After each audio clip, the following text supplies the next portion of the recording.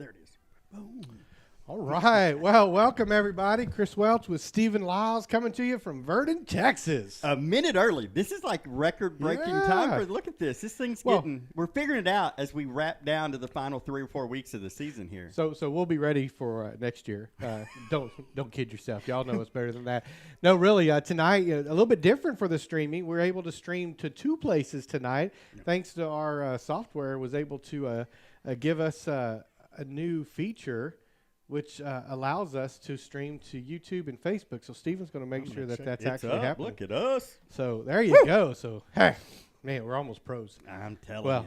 Well, rookie league. It only took us, 13 weeks? Yeah. 14 to get here, so here we are. Yeah, absolutely. Well, welcome to the Contractors Wholesale Halftime Show. Hey, shout out to a lot of our sponsors, obviously. We'll see if we can hit some highlights. Danny Richburg sponsoring that scoreboard this year. Contractors Wholesale obviously giving us our pregame, our halftime, our postgame, and AA&A windshield with that red zone, as well as that New Vision touchdown. Those were some of those sponsors. Stephen, what else you got? Larry Marquez and Procrete with the Procrete Construction Replay. One of our new sponsors were Tightwire Construction. Kirk Connett and his group. Adobe Wall Stoneworks was in this year as a new sponsor. Obviously, Hope Choice, Vanessa McDonald, man. Talk about the McDonald's being pillars of our community, helping so much. Booster Club, everything. It's good to see Hayes and some of the boys walked by a second ago. They stole our camera guy. Aaron was going to work the camera tonight, and so in spot for us because y'all figured out last week that we're closer to the field. Our eyesight's a little better. We are. Hey, we should have told them that. They would have just thought, man, they improved from last week. But Vanessa McDonald, the Scotts, Melanie and Jeremy Scott, Dr. Anderson, yes. And that whole crew. Thanks to the church at Bushland. Y'all, if y'all haven't watched this week's Coach's Show, I encourage you to. Chris missed it. He was in East Texas in Marshall for Thanksgiving with his family. But I got to sit down and talk with Coach Reynolds. And this week was special because obviously, as all of you know that are close to the Bushland community, we lost just someone that I still consider a pillar of our community. Even though he'd moved on to Littlefield, he had poured into so many of our young men, and his influence is still so heavy. Even on this program today, one of Coach Reynolds' mentors, Jimmy Thomas, passed away. You know, you got to hear him in the booth with us last week. And what a blessing to get to spend that last Friday night with him. How special does that end up being now? You know, and I've told several people, I think, and I even made a post about it. You know, when he hugged us on the way out, you know, not untypical for Jimmy, but it just felt a little bit different. And he was just, hey, thanks so much for letting me join.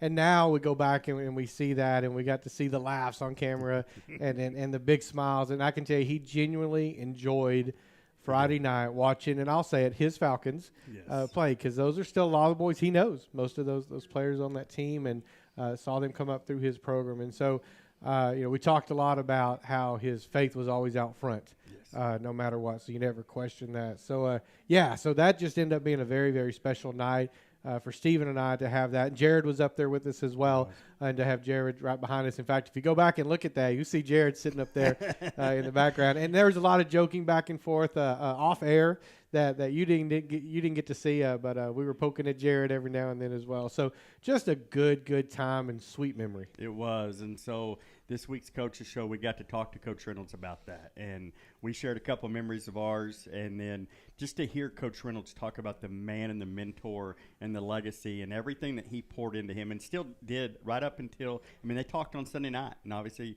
and we texted with him on Sunday night. And I think the thing that gives, and I literally got chills about to say this, is that we know it's not goodbye. Yeah. It's just to see you later.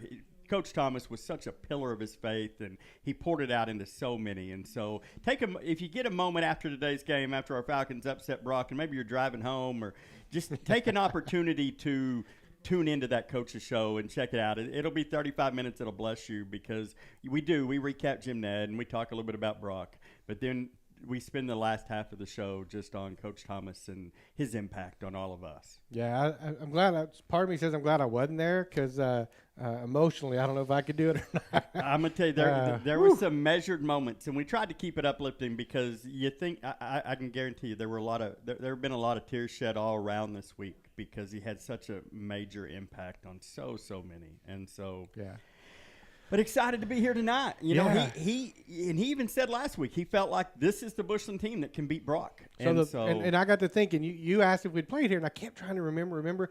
I'm pretty sure this is where we played Graham.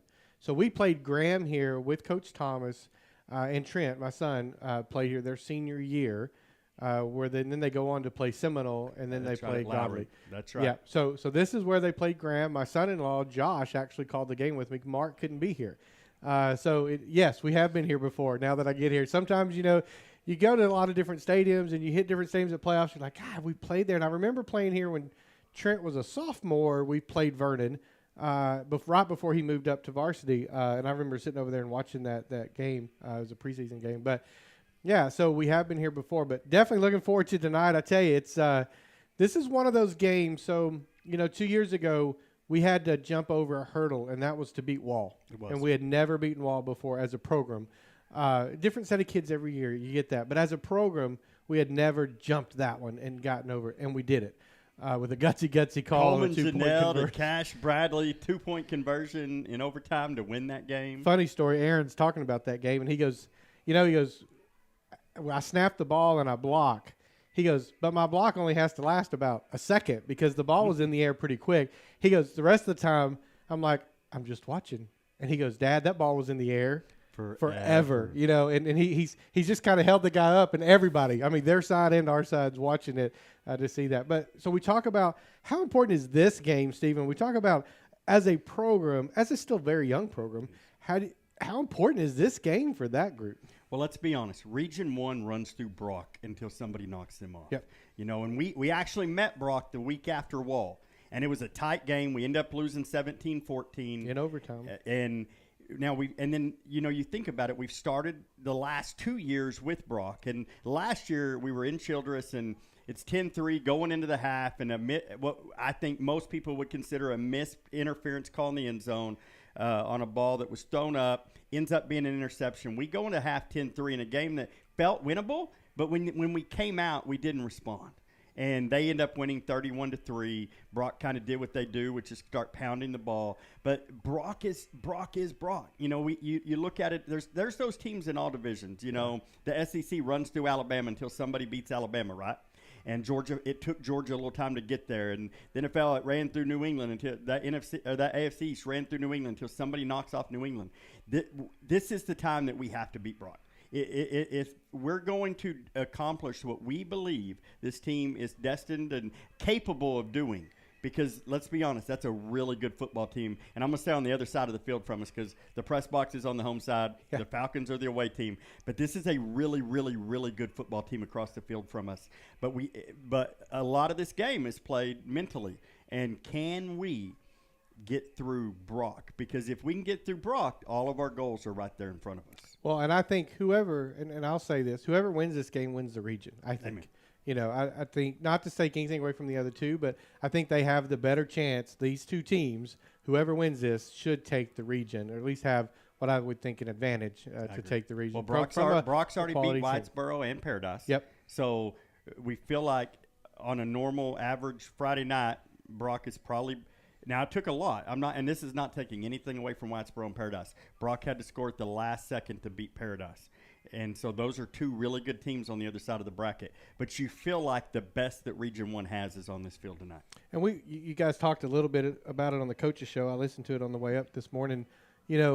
Brock, you can't go by record. Brock started 0-4. But don't let that fool you. They're playing some pretty big teams. And Wimberley, Gunter. Every one of their 4 losses is still playing. Yeah, so out of the 88 teams that are still playing, and that's 88 all divisions. Yes, all divisions. There are only 88 teams playing Thanksgiving football in the entire state of Texas across all divisions.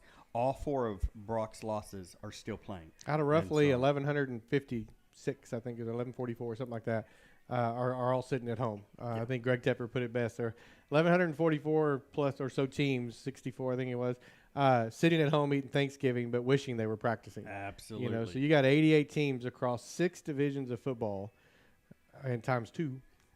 And let's talk about that for a second, because obviously Thanksgiving football is special, but you've been through, as a parent, that Thanksgiving week when you're playing on Friday. What does it look like? Because it disrupts your, like I went to Hertford yesterday and spent it with the family. I know these boys didn't. What does that look like as a parent and a Falcon football team to walk through Thanksgiving football?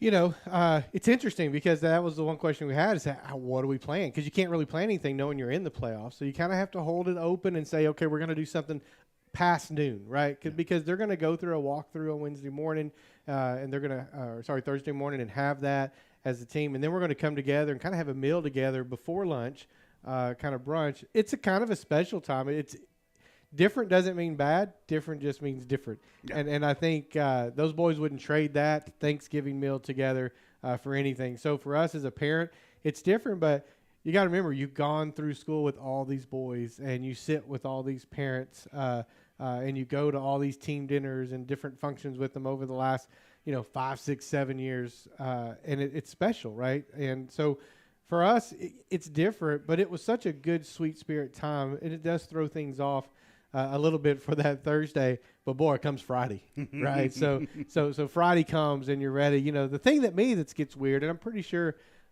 we did the same thing last time playing on Thanksgiving, but playing earlier in the day is weird, right? So a 2:00 kickoff is weird to me on a Friday, and so we talk a lot about routine on the Coaches Show too, but it is very, very special, right? And so for those of you that don't know, Coach Ty Mayfield has a December shirt. And so if we win this game, the December shirt comes out. I have seen the December shirt. And it's fun when little special things like that happen as you get further in. And those are special because December shirts are hard to come by. They are. They're very hard to come by. In the state of Texas, it's a gauntlet. There will only be 44 teams left next week, and I would argue that Region 1, 3A Division 1 is one of the, if not toughest, divisions south of 6A. Now, there are some powerhouses that sit in the Metroplex that eat up Region 2 and 6A. But if you look at 5A and down, 3A Region 1, and so to get to December football in Region 1 of 3A Division 1, you were doing something special. And one of these teams will get to say, we're playing December football in 3A Division 1. There's another interesting game today that I think they're in a very similar situation as we are, and that's Anna. So today, Anna plays Salina. And as a program, for Anna to get over, and they beat them in the earlier in the season because they're in the same district, but for them to get over that hump, that's a big thing for their program. And I think they said this is the first time Anna's been this far into the playoffs. And Anna, if I'm not mistaken, knocked off number 1 Stephenville. Yes. And they will tell you that Stephenville isn't as big of an obstacle as Salina. Correct. Just because of the historical part of that Salina program. You talk about a program that historically, man, Salina can play some football. They can. And so we lived there for 2 years, I assure you. Bobcat fever is something else. So, tonight, so you're going to hear some names on this Brock team you need to pay attention to. Tyler Moody is their quarterback. Everything revolves around him. A couple years ago in the preseason, we saw a new Brock team trying to run spread in that 10-3 at halftime. Coach Mathis came in his first year and wanted to try to. That didn't work. And balanced. So what did we see the second half? We saw old Brock, power football. So they're back to that power football. They will throw, don't get you wrong, but they will. You've got number 22, their running back, Brett Tutter, and Reed. What was Watkins? Is that right? Yeah, Reed Watkins. Can't read my own handwriting. Those are some players, but don't let that 8-4 record fool you. This is a very, very good Brock team.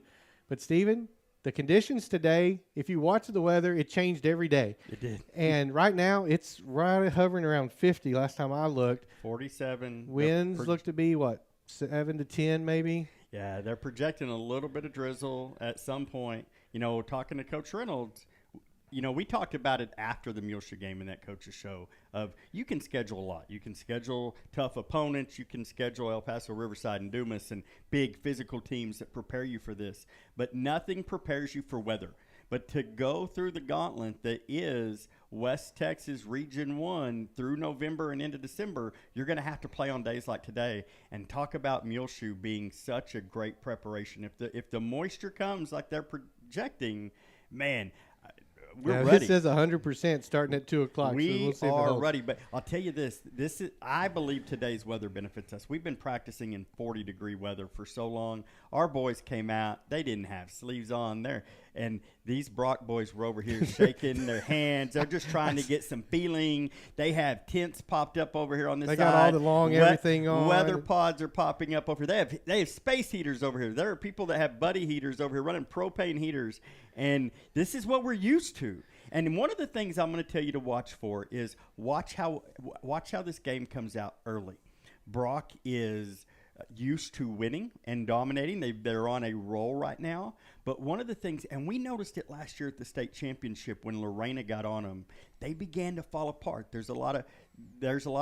They let frustration get to them. Yeah. And we've seen it in Bushland teams in the past. When something doesn't go right, we kind of fall apart. It's the finger point. I remember Pilot Point when that call didn't go our way. We're up 14-0. Driving could have been 21-0. They jump off sides. We throw a ball that was a 50-50 ball thinking we had a free play. They didn't throw the flag. They pick it off. They did intercept it. And from there on, I think it was 41-0 Pilot Point. Yeah. But we've seen – the Falcons face adversity and stick together. We saw El Paso Riverside bounce back. We've fallen behind before. Heck, we were trailing. Well, Jim Ned came out and on their first drive last week imposed their will. 10 minutes and 56 seconds. They got the opening kickoff. They ate up almost the entire first quarter. They got points. From then on, it was a 28-7 Falcon run to finish out that game, and it ended up being a 28-10 win. The Falcons, man, this is a special team. But if we can get up early, if our defense can cause a little chaos like we're known to do, I think you may start seeing the El Paso Riverside. Remember Riverside? There was the sideline wasn't great. Mm-hmm. There's people laying down. That Speedy Munoz wanted no more in the middle of the second quarter. If the Falcon defense can create a little chaos early, I think you're going to see this game go one-sided very quickly. Yeah, I totally agree. And I think – so it's interesting because Bushland, for some reason, has this, and I don't know where that comes from, but not being a physical team. I'm telling you, I've been here since 2015. I'd say from 2016, 2017 on, we've had physical teams. So I think that seemed to surprise Jim Ned a little bit last week is the physicality of this team. And let me tell you, Baylor King should get hit of the week. And you could pick either one of them if you'd like. Trina Butcher, did you see the video that she made? And she literally says hit stick. And Jamie's like, what does that mean? I'm like, and Parker had to explain Madden hit stick, man. He hit it twice last week. He did. Alive. My father-in-law, when I talked to him after the game, because he watches every game, even though he didn't have anybody playing, but he watches and listens to every game. But, he said, man, he goes, that kid didn't get the license plate of the truck that hit him. And I said, he got it all right. But I tell you that there were some big hits. So we are a physical team, and so I think that catches some by surprise. Greg Tepper at Dave Campbell's football picked Jim Ned to win last week, but he did not pick Brock to win this week. And he goes, I made that mistake last week, and he said, look, Bushland surprised me. He didn't see that coming against Jim Ned, and I think we surprised a lot of people. And that goes back to, and you're going to hear us probably say his name a lot this week. Remember when Jimmy Thomas installed the quarterback power, and we went from just a spread team that liked to go fast to there was now a physical component to Falcon football, and Coach Reynolds has embraced that. If you ask him his 3 pillars of the Falcon program, it's fast, and number 2 is physical, and then it's fun. We're going to go fast, but man, his second pillar is we want to be the most physical team on the field, and I don't know that there's anybody that embodies that more than our front 7, because man, they look the part. They feed off of it. They're gritty, right? They're gritty, and here's the compliment we got. So when you read through some of the chats on Friday night's football from Dave Campbell's, I was reading some of the chat, and somebody said from Jim Ned, my kid said that Bushland team was a classy bunch of guys. They were very respectful. They never talked any trash. They were just good guys, and that's a compliment to the kids too. It is special kids, and it's a testament to the community and the parents. That these are kids that are raised right. I say it all the time that I can't think of a better group of young men and young women for mine to look up to, because I have one's coming. Parker's obviously a freshman down there putting up the tunnel right now, and then I have Ryder Grace who loves her Lady Falcons, and is still not very excited that they didn't, their volleyball season. Not that it ended the way it did, but that it's over. She's like, I just want to watch my girls play volleyball. And so, but amazing, incredible student athletes that we have. And so it's a testament to the entire community. And so but I just sit here looking, and it is getting colder by the minute. You can tell that there's something blowing in. The flags are sticking up just a little bit more than they were when we got here. And this side of the stadium, man, even the coaches, they're all hands in pockets. They're cold, and our boys are over there jumping through the tunnel because this is normal for them. Our cheerleaders just have their light jackets on over there. Yeah, they're not even in heavy coats. And so as Brock puts on another layer over here, we ought to flip the camera and just let y'all see. But if you're on NFHS, you'll see it. You'll but see it a little bit. I love the conditions. I think everything, and this is funny. I'm going to go all the way back to shallow water. And I know shallow water didn't go the way we had it planned.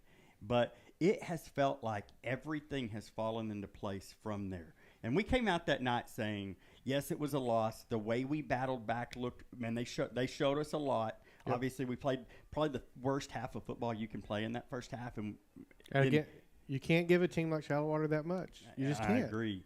But and Canadian did it with us. They did, from the very get-go. It's just the reverse. Canadian had 3 or 4 turnovers in that first half as well, and that shot them. They just didn't have enough gas to get back either. And Canadian looks like a team that could end up. They're gonna meet Gunner in that state semifinal, and that's gonna be a heck of a football game. Yeah. But ever since then, it's just felt like it's just kind of flowing the way we would want it to flow. The matchups look good. The weathers look good. Let's be honest. On an 80-degree day, this is a different ball game. They're nice and warm and ready to go, and yet here we are battling the elements. This feels like football weather. Yeah, this feels like Falcon football weather. This feels like Panhandle football weather, right? This is nothing unusual. These guys have grown up playing in this. This is actually, these are pretty good conditions. It's not near as cold as last week. That's for sure. One of the compliments I heard, but while we're talking about that, is the wind. Coach Reynolds was talking about quarterbacks that could spin the ball. And he said, sometimes you get a quarterback, and if he can spin the ball, the weather's irrelevant. Doesn't matter if it's raining. Doesn't matter if it's windy. Yeah. He said, think back to Taylor Cornelius, Colton Moore, and now DJ. Those 3 guys can spin the ball to the point where weather is irrelevant. And so as the Falcon begins to take off, the wind is picking up, and it's gonna blow from left to right across this field tonight. But it is definitely looks like this is going to be a good night for some football. Good afternoon. It's weird to not say night. Absolutely. Good afternoon for football. I tell you what, Steve, I'm going to give it a couple more minutes. I was about to go live. So here's what's going to happen, folks. We will stay here. You don't have to go anywhere if you want to listen to the game. We'll switch to just a generic background and the scoreboard up here in just a minute. And so you'll see that for the rest of the game, and then we'll come back at post-game as well. I think we've got a graphic. Yeah. Who's at the... Oh my goodness! I'll get one. Yeah. So we'll get a graphic up in there. So it actually may go off temporarily. Oh, it will go off when you do that. Maybe. Does it not pick up? Okay. So we're gonna get a graphic up there for you. We'll have the scoreboard for you. So if you want to listen to us without going to NFHS, you can definitely do that. We will stream right here. We're not going anywhere. Facebook and YouTube on our channels. If you want to watch the game, head over to NFHS. Tell you what, I'm going to go ahead and go live on that one. I'm going to mute our audio for just a minute. Give me 2 seconds. You get to see a little bit of the behind the scenes.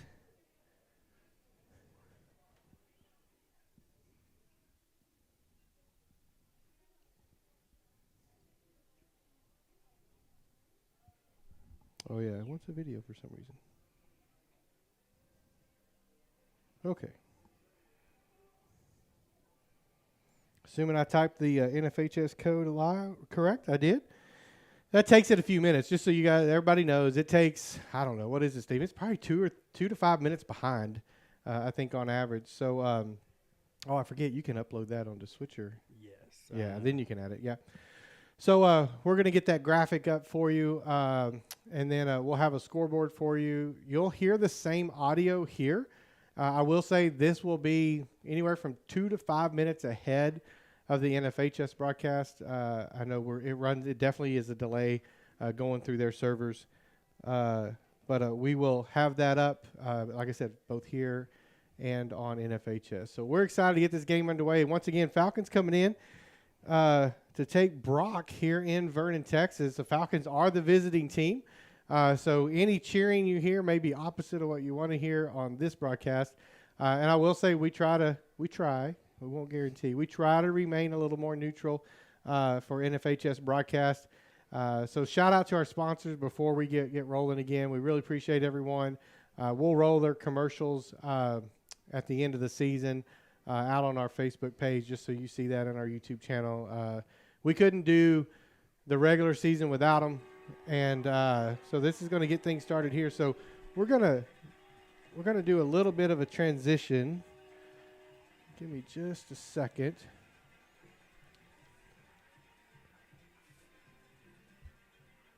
I'm just going to get... Oh, you ready to add it? All right, I'm going to give it audio only. Give me just a second.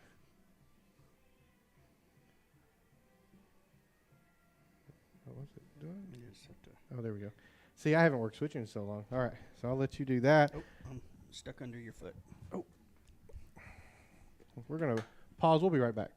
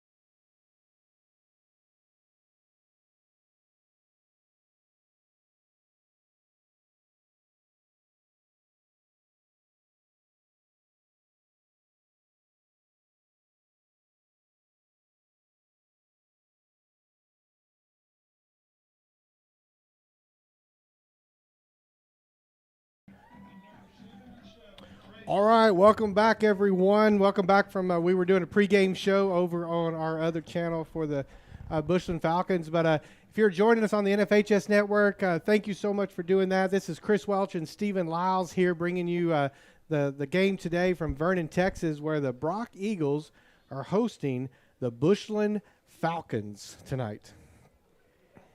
Looks like we're getting ready for the coin toss out here as we got about 3 minutes and 10 seconds. Oh, the clock has stopped. Obviously, we'll get the national anthem in. We'll watch for this coin toss. Doing the coin flip. It looks like they're going to receive. Bushland will receive. Brock will kick. So we're expecting a great contest tonight. The Brock Eagles come in 8-4, but on a hot streak, winning 8 straight for these Brock Eagles. Bushland Falcons coming in at 12-1, dropping a preseason game, regular season game to Shallow Water earlier in the season. So two great teams. We're going to get the national anthem here, so we'll take a break and we'll be right back.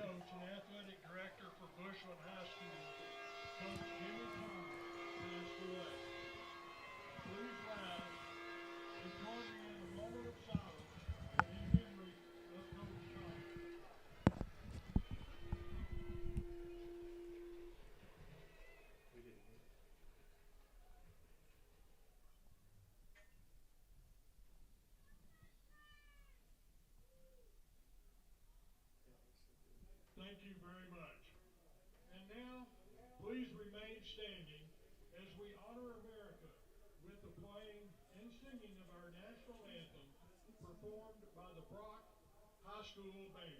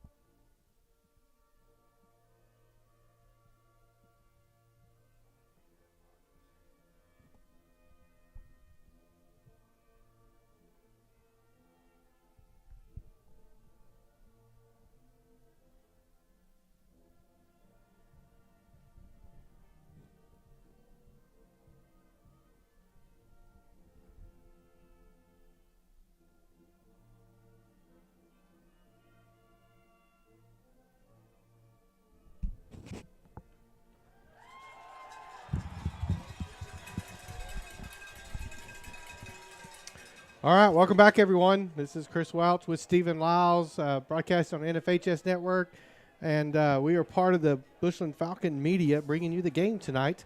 Once again, the Bushland Falcons are here taking on the Brock Eagles. I tell you, it is a December day here in the Panhandle, even though it is November, not quite December. It is 52. I don't see any drizzle, but we're supposed to have some drizzle here. But it's 52, overcast. Yours says warmer than mine. Mine says 47. Yours says 47, so I don't know. Same phone too. There you go. So it's around 50. We'll average it. We'll say 50. But anyway, once again, Brock Eagles coming in 8-4, but winning 8 straight after dropping their first 4. Really, really tough preseason schedule for the Brock Eagles. So the Falcons will be receiving tonight to get this, or this afternoon. See, there we go, Steven. I'm already calling it this evening because I have all day. I'm ready for some Friday night football, and here we are at 2 o'clock getting ready to kick off. So welcome. If you're joining us on NFHS, we've got an audio broadcast going back to our crew as well. And there's the kick, and it's going to be short, taken at about the 21. We're going to come up the left side, back up the middle. He gets a little opening. Who was that? That was Cade Kavina there on that carry for the Falcons. So he's going to get that ball up to the 36, I think. Let's see if he marks it where I think 37. So 1st and 10 for the Falcons at the 37. They're going to break huddle straight out to the ball. Dawson Jaco will be the quarterback for the Falcons tonight. Off to his right will be Ivan Soto. So they're going to split 2 to the top, 1 here to the bottom. It's a handoff to Soto up the middle. He gets a good punch up the middle to almost the 45, sorry. Just shy. He's going to be at the 44. Falcons come in tight. Put 1 in motion. Baylor King gets the toss. He goes around the left side. He tries to find some running room, but great defense. I tell you what, that was number 15. Cooper Massey there stays home and drops Baylor King in the backfield. Did a good job of taking away that edge, forcing Baylor inside where all the help was. So we're going to call it 3rd down and 4. Falcons come out, quick pass wide, high over the top of Cole Purcell. That sailed on him, but I tell you what, he was under heavy, heavy pressure, Stephen, by Zachary Brewster. So, boy, the Falcons only ran about 42 seconds off that clock.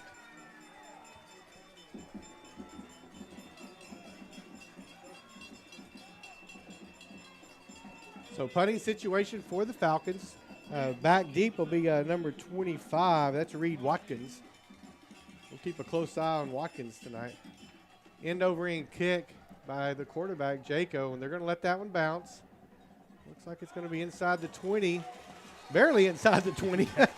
Just inside. All right, here come the Brock Eagles. They get a stop. But as fortunate, Stephen, as we've been to watch the Falcons all year, not unusual for us to do that on the first possession. It feels like we've done a lot of 3 and outs on that first drive. At quarterback is going to be number 6, Tyler Moody. Back there with him will be number 22, Brett Tutter. Moody takes that snap. He hands it to Tutter. Tutter gets stuffed with a 1-yard gain. So that's going to bring up 2nd down and 9. Steven, a little bit of a brick wall there. That was. You know exactly how you expected Brock to start. Come out looking to run the ball.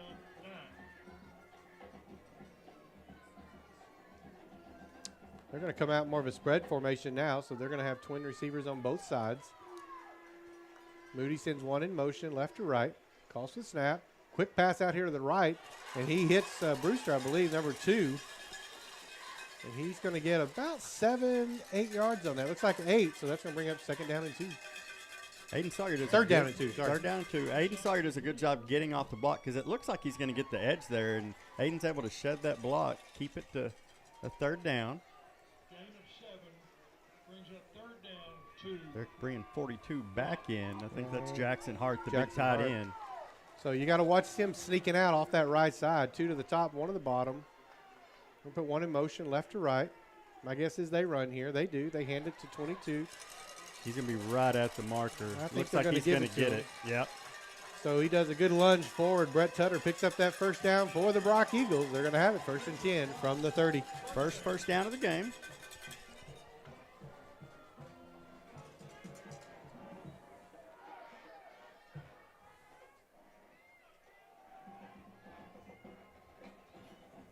Brock going to slow it down a little bit.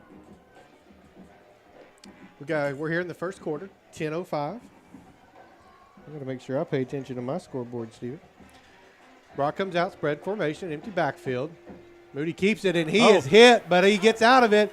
But he's being pursued. Oh, what a great play there. Charlie Pitt makes that initial contact. You'll hear it on this instant replay. And then Shrewsbury gets back there to finish it off, and it looks like he's going to avoid the tackle again, and Shrewsbury does just enough to get him down. Second down, 17 for the Brock Eagles. So, boy, that puts Brock in a 2nd and 17 situation. Ball's going to be on the 23 now. Passing situation. Well, I would say that. I don't guarantee that. They're going to have one in the backfield. I believe that's Watkins. Moody drops back. He steps. He's looking to throw. He's got a man picked up Baylor by Baylor King with King. the interception. Baylor King returns it. He's past the 40. Steps out at about the 34.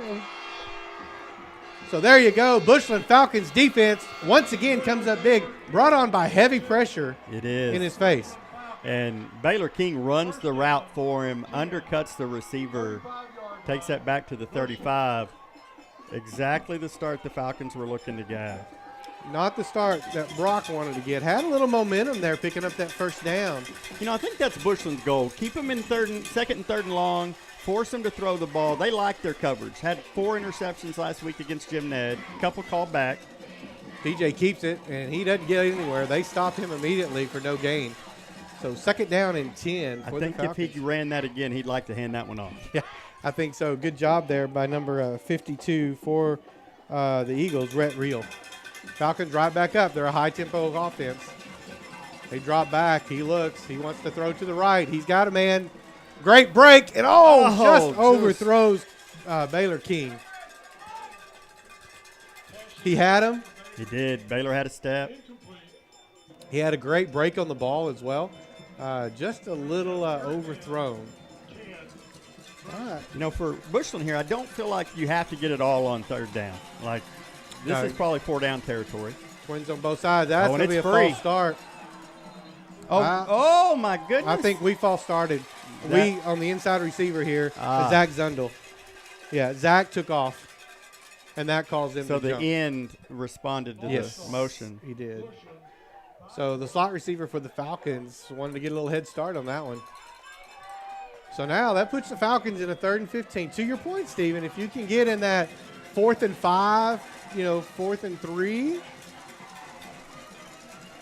because a punt really won't net you a whole lot because you're risking it going in the end zone. Falcons drop back. Nice little inside pass. Oh, Tate Butcher picks up no gain on that. 54 and 57. Read that perfectly. I don't have a 50. Oh, I'm on the wrong one. So 54, Hunter Fay, and 57, Bryce Hunkapiller. I think it's how you say his name. Both on the stop. So now we go into a punting situation because that dropped the Falcons for no gain on that one. They're going to put back number 25. That's going to be that Reed Watkins. Keep an eye on him tonight as well. End over end. You want to keep it kind of short. Oh, he picks it up, and he drops out at about the 10-yard line. He does a good job fielding that because if he doesn't field I think it's on the 1. Yes, and so definitely makes the most out of a hard situation there as a punt returner. So the Eagles are going to come out 1st and 10 from the 11. 89 yards to go. So I would expect heavy run to try to get out of this a little bit. Falcons defense ready to pin their ears back, though, if they throw.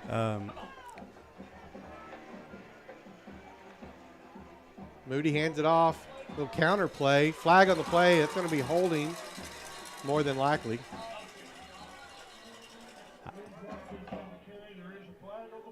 I couldn't decide if they all got set. No, it's going to be offsides. Yep. I'm just going to turn us up a little bit here. Hey, this little iRig is touchy. There we go. I think we're good otherwise. We heard our volume was a little low earlier, but thank you. Thank you, Jeremy, for letting me know. I think we got everything adjusted on our side, hopefully, and we've got pretty good volume overall. We'll come up just a little bit, see if that doesn't help. What they call? Offsides on the Falcons. So, 1st and 10, ball's on the 21. Trips left, 1 in the backfield. Moody keeps it as quarterback keeper, and Fetch comes off that edge. Great job by Jackson Fetch, shooting down. No gain on that play, 2nd down and 10 for the Eagles. Just unaccounted for Fetch on that play from an Eagles offensive line perspective. A lot of times you're gambling on those. When teams do that, they leave them unblocked on purpose, thinking from a speed perspective. Thinking you can beat him. Yeah. Both these teams have good speed on the defense, so running outside on either of these teams is tough, which is why both teams want to establish that inside run today. What's the tight ends? Fakes the pitch. Fumble! Falcons have it. Matthew Bridges jumps on the ball.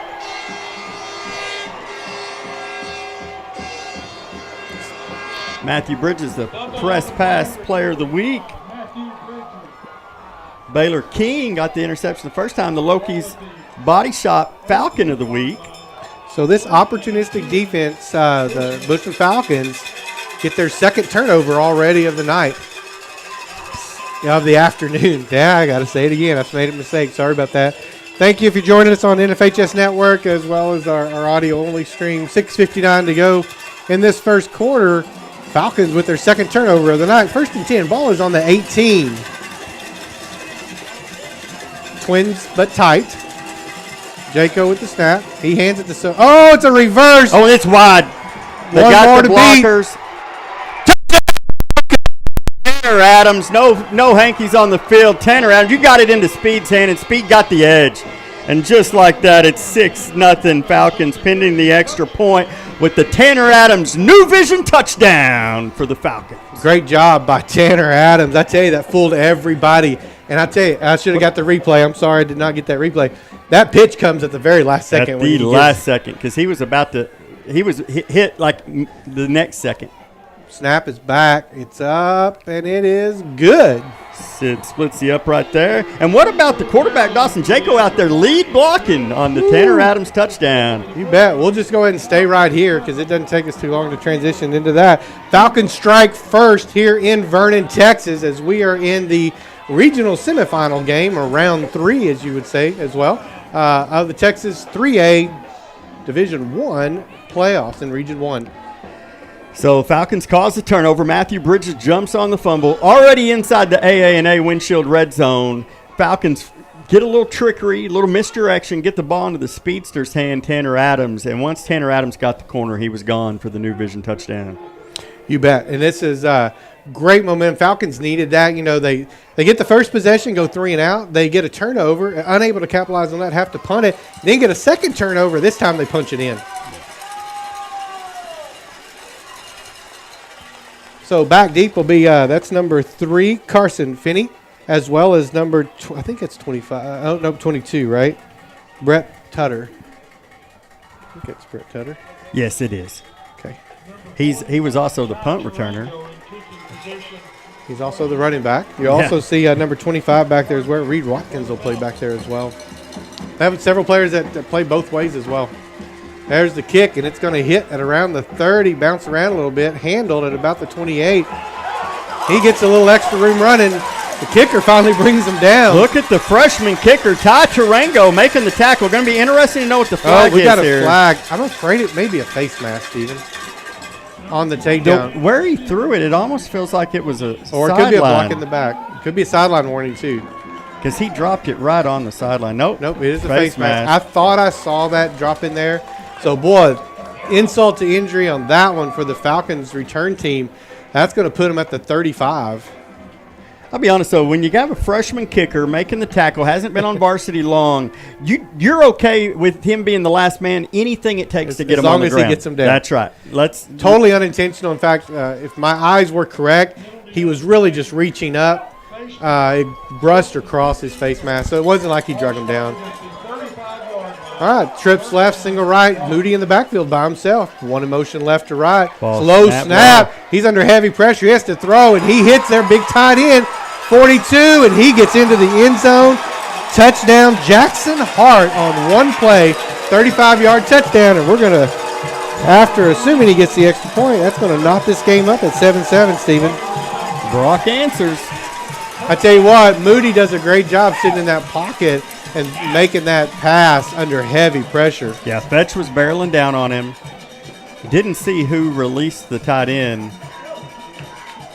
So we talk a lot about our about the Falcons defense. We've seen them all year. Snaps back, kick is up, holds good, and it is good.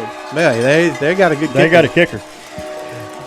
7-7 here in Vernon. We'll be right back.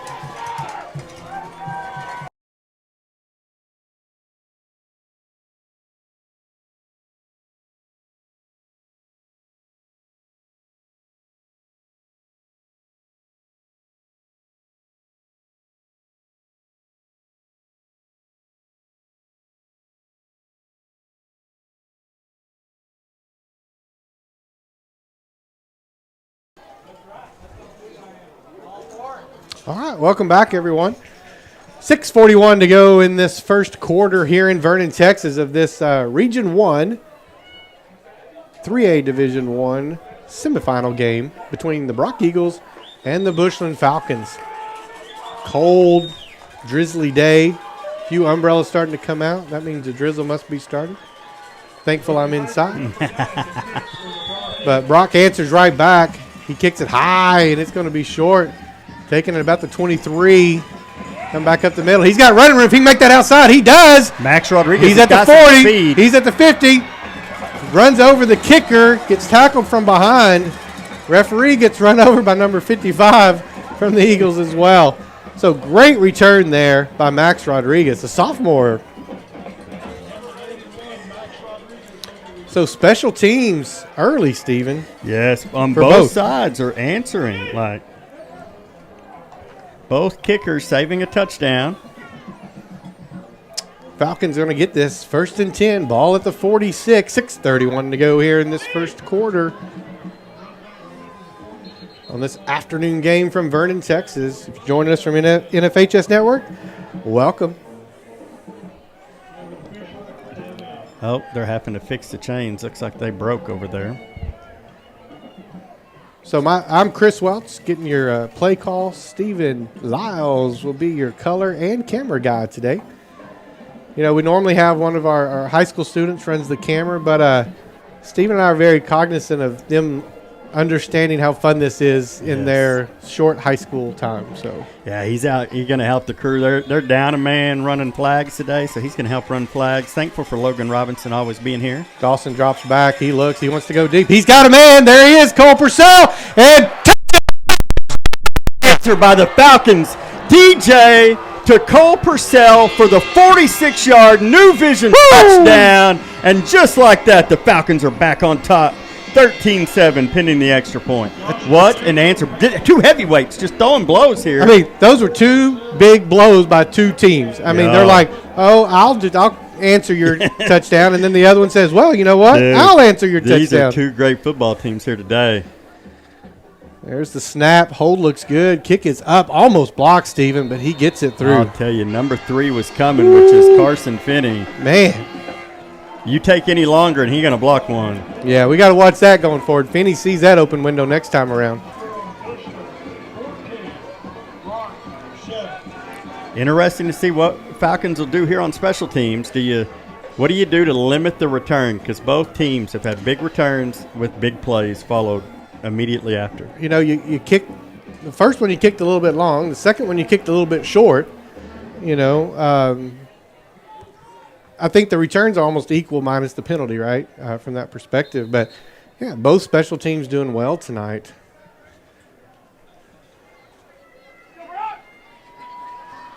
There you go. Falcons on top, 14-7 in this contest. I'll make sure I get the scoreboard right. I did not start well last week. I had the scores flipped. You get in a habit of doing it on a certain home side. Yes. And I just totally missed that. And number 3, Carson. Oh, we want to shout out, and I'm going to do it over the NFHS network, to Trina Butcher. Yes. I want to thank her for making these sausage balls for us. We gave her a hard time earlier about, hey, you can bring some of those up to the booth, and dang, And if she didn't. did. Number 22, Tate Butcher's mom. There's the kick. It's high. It's going to be taken about the 25. And it's going to get to about the 30, I think, by the time he gets stopped. So only a 5-yard return. So I think, Stephen, there's your answer. I think you try to kick it high and a little bit short. Yeah, give your coverage team some time to get down there. Shrewsbury was the first, kind of got blocked away, and next thing you know, here came the help.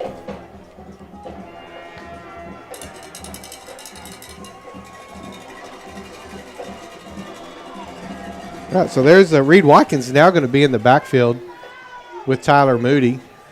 Oh, bad snap. Ball's on the ground, and he gets on it. Dude, Austin Ryder was barreling down. If he doesn't make a clean fall on that ball, the Falcons were about to be back in business. Yes, they were.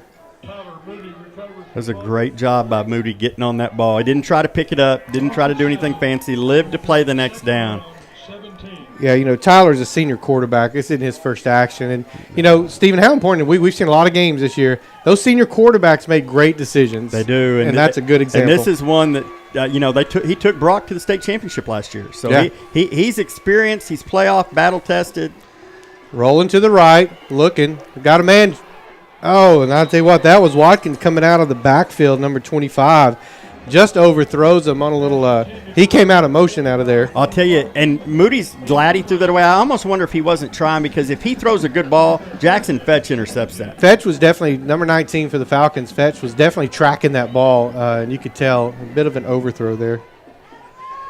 And to your point, was it on purpose? Good question. Yeah, I think it's either that or he's throwing it to where only Watkins can going to make a play on it. Absolutely. They're going to rotate some players. Good senior decision there. They're bringing number 42 back in. Nope, 10 staying out here. He's uncovered. 10's uncovered. Oh. There we go. They get on it. I tell you what, they're going to throw a little screen pass inside. Oh, and it's all read by Easton Fuentes. Fuentes covers that up. The big D lineman read it from the get-go, and I'll tell you, Baylor King was coming at that ball. That was a great catch by the running back, because if that ball is floating and it looks like it's about to be over his head and he high points that, if he doesn't, Baylor King's probably taking that to the house with a pick six. So Falcons defense, which if you've heard anything about the Bushland Falcons this year, it's about the defense is a high octane defense. Oh, again, snap off a little bit, end over end. Falcons will get away from it. We're going to let that one go. Ended up being it ended up being a really good punt. It almost hit one of his gunners in the back. I think the Falcons would have been all right with that, because at about the 50. Yeah, it would have been down right there. Boy, that was a low-line drive. It looked like one of my one-iron shots. So 4:40 to go. Still in the first quarter here, Stephen, which is crazy. 14-7. We called a game a couple weeks ago in the playoffs, and I tell you, that was the fastest game I've ever called, I think. We were out of there in about 2 hours and 10 minutes. Yeah, when one team runs the slot T, it. And the other team runs a lot. All right, trips left for the Falcons. Jacob comes out. Soto offset to the left. We're going to hand that to Soto. Up the middle he goes. Short gain. Looks like, 4 yards. About 4 yards. Going to keep them honest. So that's going to bring up second down and 6, sorry, for the Falcons. Ball's at the 29. 2 tight end formation. He pumps, he throws, and he's got Tate Butcher. Just overthrows Tate Butcher on that right side. Well covered there. Is that 13? Tate had a step, and DJ almost drops that ball in. Oh, well covered. That's number 2, Zach Brewster out there. No, sorry, that was 19. Cal Bramlett on the coverage. 36. Falcons going to empty the backfield. trips to the left. This is where they twins like right. to find that little soft spot in the zone. Look for him. Everybody up. There's no safety. They're bringing everybody. It's a blitz. And he does. Oh, one of there he goes. Cade Gavinia's gone. And there goes Cade Cavina. He might make it, and he does. Touchdown, Falcons. Oh, that's not Cade Cavina. 28. That's Cade Gavinia. Was it 28? Yeah. I thought it said 20. Cade Gavinia, DJ to Cade Gavinia on the 71-yard New Vision touchdown. And I'll tell you, Cade Gavinia, you talk about a player that's come on this year for the Falcons, known for his accolades on the baseball field. Man, he and Tanner Adams are making their name on a football field tonight here. So you have we'll do this extra point. We'll talk about that. It's a fake. I don't know why we faked that. I don't know that it was intended, was it? We'll look at this Procreate replay. Oh, yep, no, it was. It was 100% intended. That's an interesting call, Steven. And that's one I haven't seen. You know, I've seen the one where Jesse pitches it up to Sid and we roll out into the end zone. I hadn't seen that one up the middle yet. No, that was different. So, we'll see how that one plays out throughout the night for the Falcons. Sometimes when you're rolling, you just feel like, man, I'm gonna be uber aggressive, and we know Coach Reynolds likes to be aggressive. And so, he talked about Coach Thomas getting fired up when we were backed up on the 10, and he kept out yelling Australia, which is our 4 verticals. And he said, you kind of get caught up in the moment. We're on the 10-yard line, and he's still yelling Australia going into the end zone. And how big was that offensive line picking up that blitz just then? Because, look, when I said they're all coming, there's no safety help. None. And DJ read it. And he knew exactly where he was going, and he trusted that Cade was going to beat his guy. But you got to have enough time to let that receiver make a small break in there, which he did. But, man, that offensive line, kudos to the Falcons' offensive line on that play, holding them long enough to let DJ get that ball out of his hands. And, they like those situations. You remember when we interviewed them, they like going fast. They like being able to just bring the house at them. They want to be physical. High kick. Boy, gets up in trouble. The wind. Taking about the 32. He bounces around, and he's drugged down from behind. We'll see how much forward progress they give him because he ran backwards. So he did. It'll be at the 30. So it'll be at the 30. So there you go, because he went backwards from about the 32. All right. Well, I expect an answer here from the Brock Eagles. And again, they lost 4 straight to start this season, and then they've rattled off 8 straight wins. So nice job by the Brock Eagles to really pick up their season. They had a rough preseason, but they ran right through their district. Trips right. Moody, another bad snap on the ground. He picks it up somehow, but Fuentes pulls him down. And, man, he was waving that ball around. Easton dang near was able to punch it out.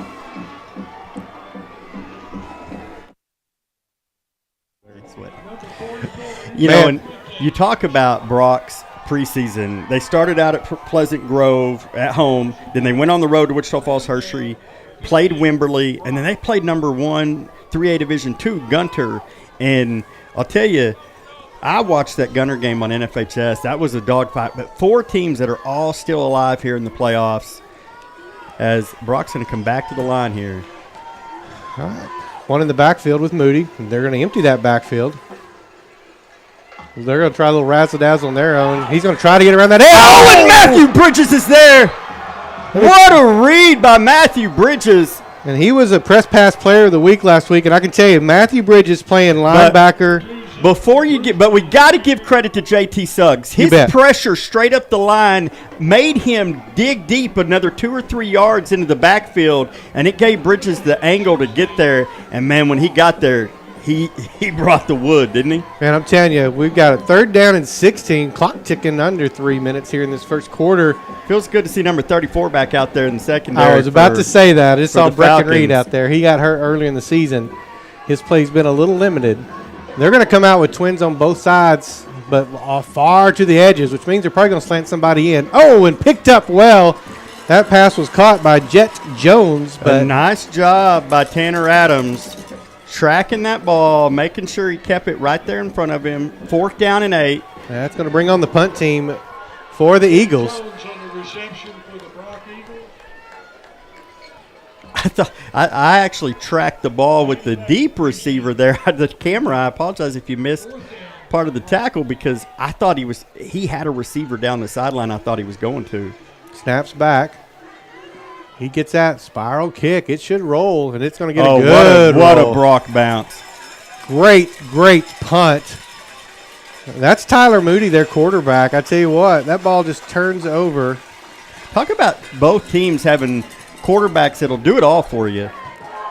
So this will be the worst starting field position for the Falcons. That ball's going to be at the 10-yard line, just past the 10.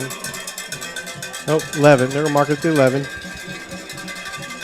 So 1st and 10 for the Falcons. 1:59 to go in this first quarter here in Vernon, Texas, as the Brock Eagles are taking on the Bushland Falcons in round 3. 56-yard punt by Moody. Falcons come out, one in the backfield. That's Soto directly behind the quarterback, Dawson Jacob. They're going to hand it to him right off his left side. He dives in. There's a flag on the play in the area of holding. Yeah. And I think they're going to get 65 for us. Yeah, the left tackle. I'd be interested to see if they take this. Because do you want I wouldn't take it. On a half a distance to the goal. Do you want to give the Falcons a down? They do take it.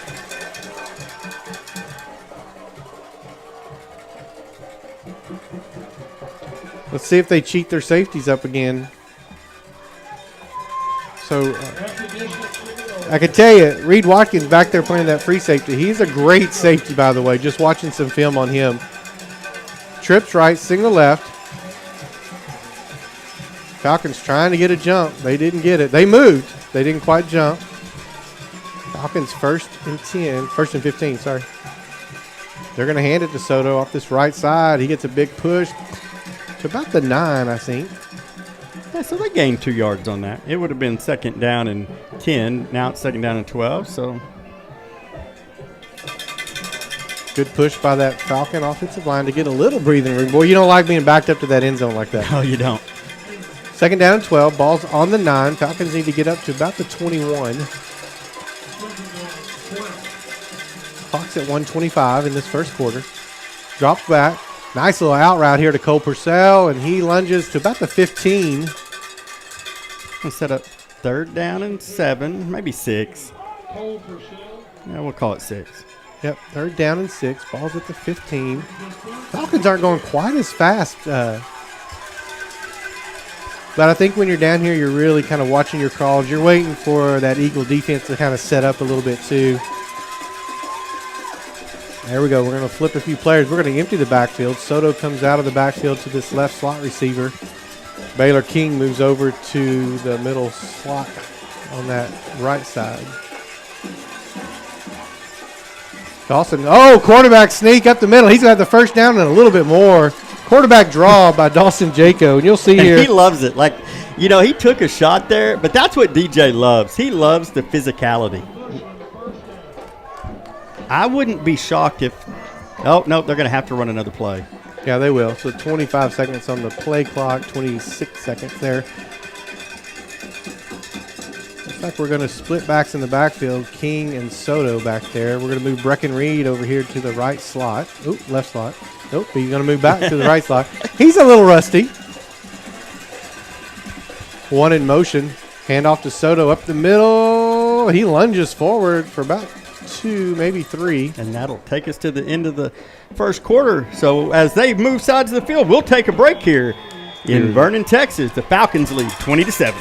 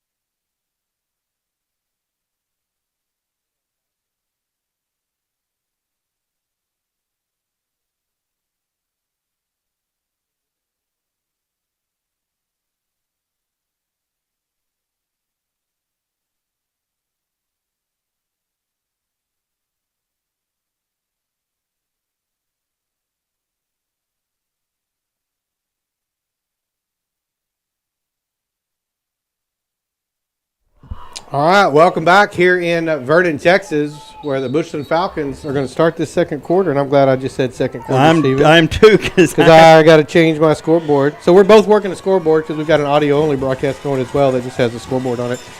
Back to our home channel. All right, 12 minutes to go as we kick off this second quarter. Falcons have the ball. Second down and 7 on the 26.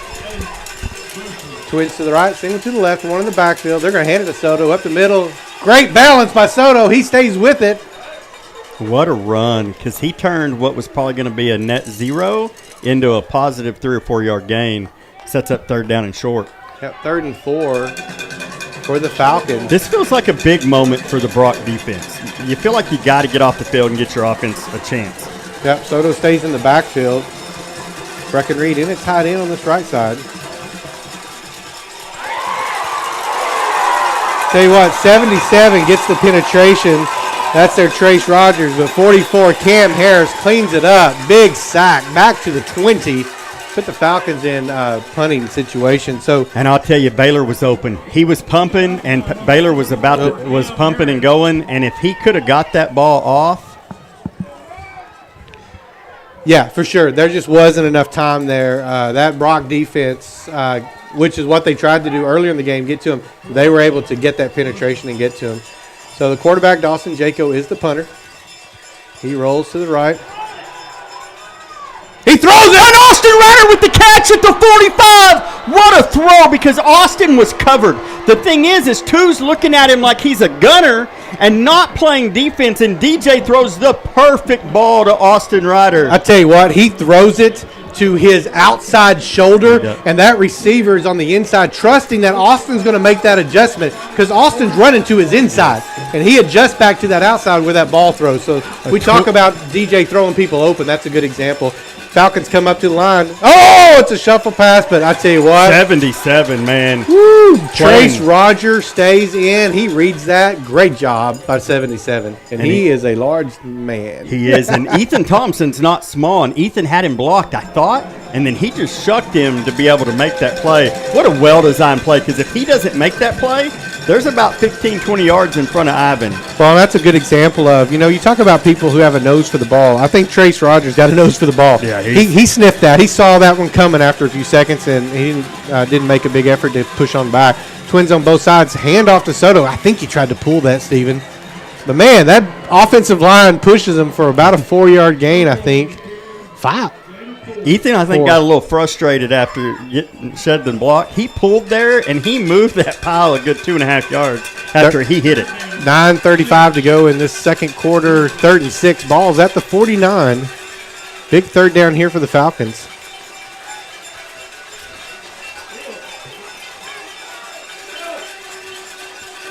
Baylor King switches back over here on the right. So teams do that to see what the other defense does.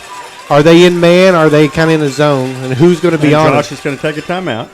Didn't like what he saw. So as they take a break, we'll take one with them here in Vernon, Texas.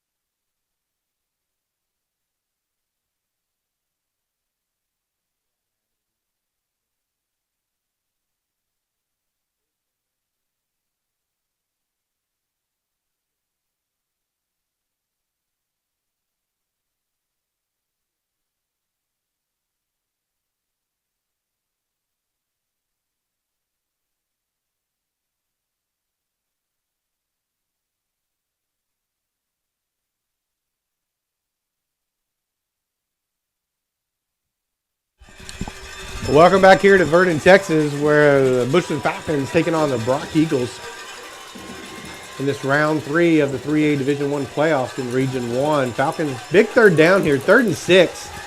Ball's right almost at midfield. Ball's on the 49. Trips right, single left. Soto stays in the backfield. A little shift by the Eagles. Oh, great. Oh, just off the fingertips of Baylor King. One of those moments where the cast gets in the way. So bring up punting. Now, what does this do, Steven, to special teams now that you know what they might just do, right? If they do it on their own 20, what will they do from the 49? See, so now people tend to stay up a little bit, right?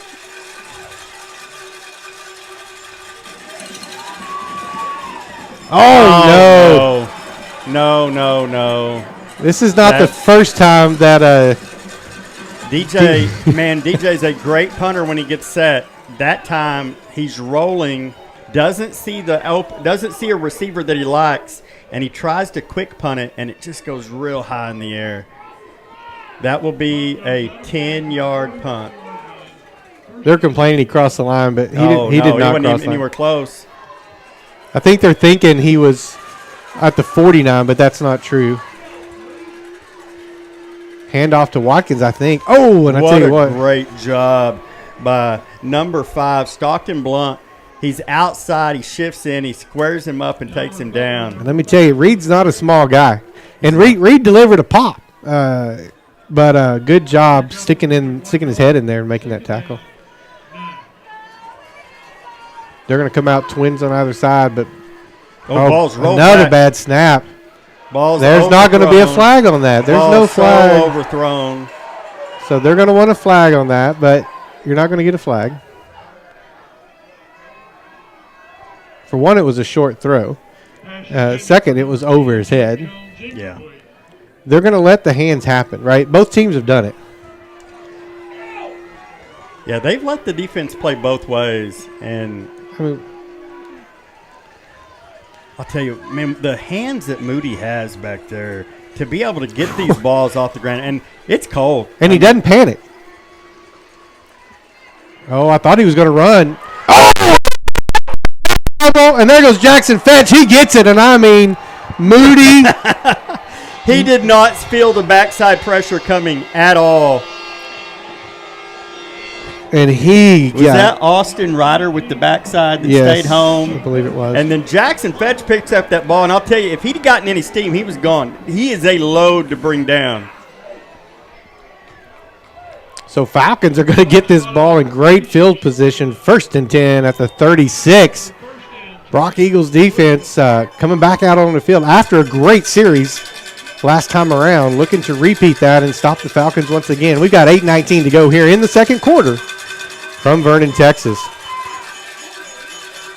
Fake the handoff there, wants to go deep. He's got a man right over the middle. Cole Purcell overthrown. Kind of got hit in the air, but like we said the other way, they're going to let these defenders play And unless you just really impede. And I'll say this, as long as you're consistent, that's great, right? And they seem to be right now. So that because if you're not, then that's hard on either defense to figure out how am I supposed to play this. Falcons trips tight on that left side. Little pitch out there to Soto. He gets the corner a little bit, and he's going to get a good gain, about 6 yards. Oh, they're going to mark him at the 31. We'll call it 5 yards then. They must have deemed he slid a ways. So 3rd down and 5. Falcons right back to the line, one in the backfield. Oh, they jump. They don't call And they anything. don't throw the flag. But Tate's not going down. And he fights his way down. Tate down there broke it because they weren't trying to tackle him. 19, Kel Bramlett was trying to just rip the ball out, and the senior was not about to give that ball up. Falcons 1st and 10. Ball's on the 4. Quarterback power. Touchdown! There it is. Dawson Jaco with the quarterback power, just like he likes. He meets a guy at the goal line. And how many quarterbacks can truck a linebacker like DJ does? Yeah, and he's not afraid at all to run that ball. And well, I tell you what, both teams, though, thought that last play was a penalty. Yeah. Both of them did. It's not just one. I bet they're wishing it was a penalty. Well, I guess it wouldn't have mattered, though. Yeah, we'd have taken the play. Boy, that ball's going to get blocked. Yeah, and it's good. good. Sid gets a good foot into it. So it's 27-7 here in Vernon as the Bushland Falcons take the lead. 7:39 left in the half, and we'll be right back.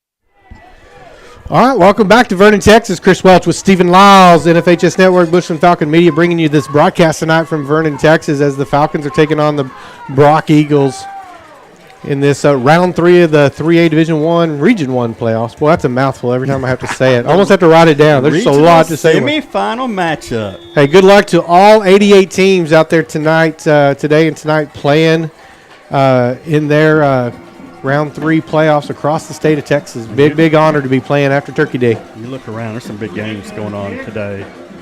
Kick's going to be taken. Oh, he lets it bounce, and it's going to go into the end zone. A touchback. It goes in by the very, very corner, which I think he's hoping it rolls out of bounds. Absolutely. Right? But it does not. So Brock Eagles going to get that first and 10. Pretty heads-up play, though. It looked like it was hooking, and the wind is now shifted to blow across the field. If you look at the American and Texas flag, what began as a blowing down the field, now it's literally blowing from the home to the visitor side. I thought that ball was – I was with him. I thought the ball was going to go out of bounds. But the freshman, Ty Tarango, with the touchback. Yeah, I'm getting some that the audio is a little delayed off of the video, but I can't do anything about that, so sorry. I can try to put a delay in. We'll try it. Nice little pass out here to number 3 in the flat coming out of the backfield. I think is where he came from. Taylor King makes a great tackle after a nice gain there to start the drive for the Brock Eagles. We'll see if I can stick a delay in here. If y'all hold with me, I'll let Steven call for a second. All right. Going to be twins to the top, single down, 3 in the backfield, including the quarterback here for the Eagles. They're going to look to run the ball here. Brecken Reed comes up, makes the tackle as Tate Butcher gets him low. Brecken high, going to set up a 3rd down and 1. Oh, my goodness. I started calling and forgot that I was also the camera guy. I apologize. We typicically always have a camera guy, and he is filling in on the flag crew tonight because kind of tight quarters up top in the film room. Vernon has an awesome little replay board up here, so they had a camera up there as well. So, all right, sorry, we're not gonna be able to do that delay, but twins on the. We're gonna put one in. They're gonna put one in motion, a right to left. Ball's slow on the ground snap again. And look at Austin Ryder shed off, makes a big hit in the backfield. No. They blew it dead. They blew it dead. The Falcons let go. So the ref blew it dead. What happened is. They handed it to number 2, Zachary Brewster, the running back who had the ball, and they blew it dead. So we heard the whistle. Everybody heard the whistle, except for the fans. Hold on. Let me see if I can. There we go. I just got a text. It got a little quiet on YouTube, so we're going to get it going. So here we go. A big 4th down. I don't think the Falcons are buying punt at all. Oh, and Brock is going to have to take a timeout here. We'll work on sound during the break. We'll take a break as well. We'll be right back.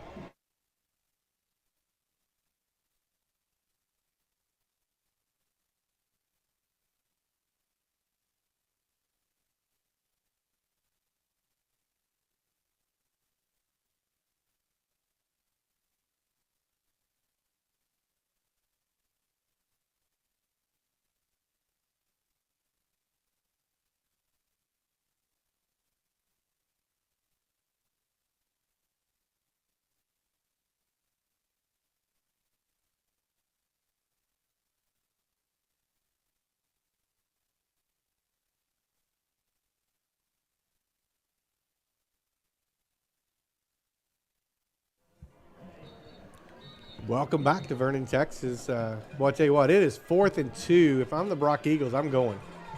And it does look. I was about to say, they were in a punt formation. They have come off of that. You know, as a running team, I'm going to look at them and say, you guys got to get 2 yards, right? And I think they're running. They do run. Oh, and what a stop! And a big stop by the Falcons. Dude, JT Suggs sheds his blocker and makes a huge tackle. That was close to – wait, we got a flag on the other side or not? Against them. We're going to decline that. Yep. So – illegal formation. It doesn't matter. They didn't get it anyway, so it's going to be a turnover. What a job by JT Suggs. They have a blocker on JT. JT sheds the blocker. He gets his hands on Moody, and then from there, here comes Bridges to help, and There was somebody else there as well. Is declined. Bushland takes over first down, 10. Oh, I see what they're saying. Yeah, so just FYI, our audio only will be way ahead of what's on NFHS. Yes, because NFHS has a delay in this, not us. So that's why you're going to have a big delay there. So 5:45 left to go before halftime. Falcons with a 27-7 lead, looking to go and push this for more. 2 in the backfield. Ooh, we almost false started. We did. Yeah. I saw that leaning forward by Soto. A.J. Marquez. Oh, it's Marquez, sorry. Well, again, how many times we made that mistake? They look a lot alike. If they weren't both in the backfield together, I would have missed it. I would have said Soto as well. A.J.'s first action of the night. He's just a little amped up. All right, so 1st and 15 for the Falcons. Ball's going to be at the 38-yard line.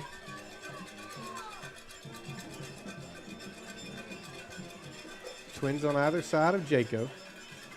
He hands it to Soto. Soto's patiently looking for a place. Marquez. Oh, sorry, Marquez. I'm sorry, I did it again. Going to get a couple.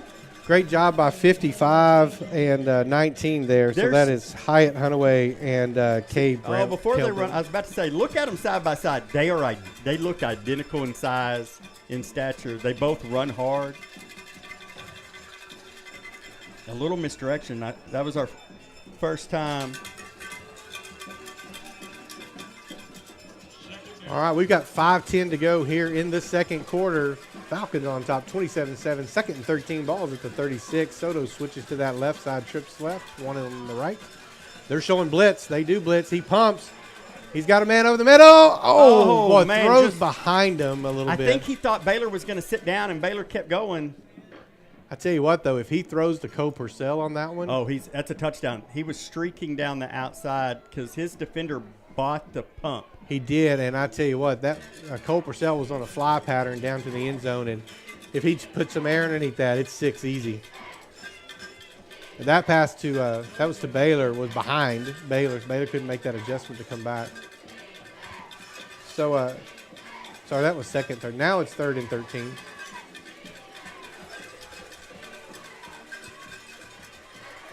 Oh, there's Brecken Reed. Brecken Reed gets to the 30. He gets to the first down marker. And a little extra. Brecken goes looking for contact. You know, he's missed that contact. You know, he had to have ankle surgery. And there's Brecken Reed. Comes right about the 35 on a little drag route. Good for the Bushland first down. Falcons 1st and 10. Ball's on the 18-yard line here as we've got about 4:40 to go in this first half. I think you're going to see the Falcons slow this down a little bit. And you really want to eat this clock, right? And go and get closer to halftime here.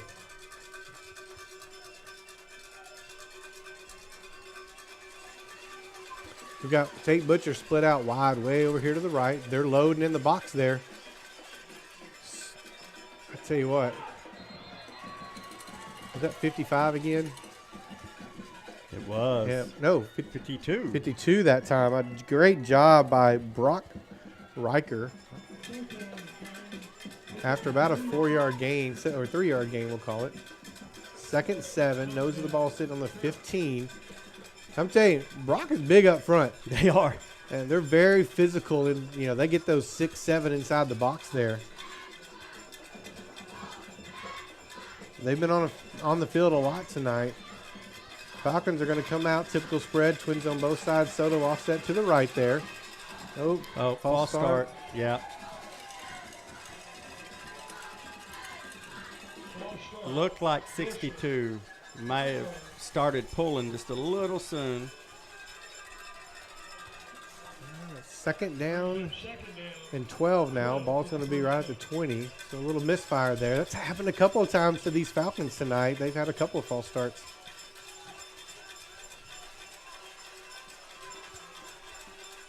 Clock continues to tick at 3:35 to go. You really don't.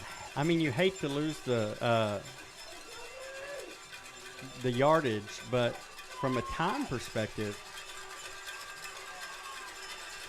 Seiko hands it to Soto. What a tackle.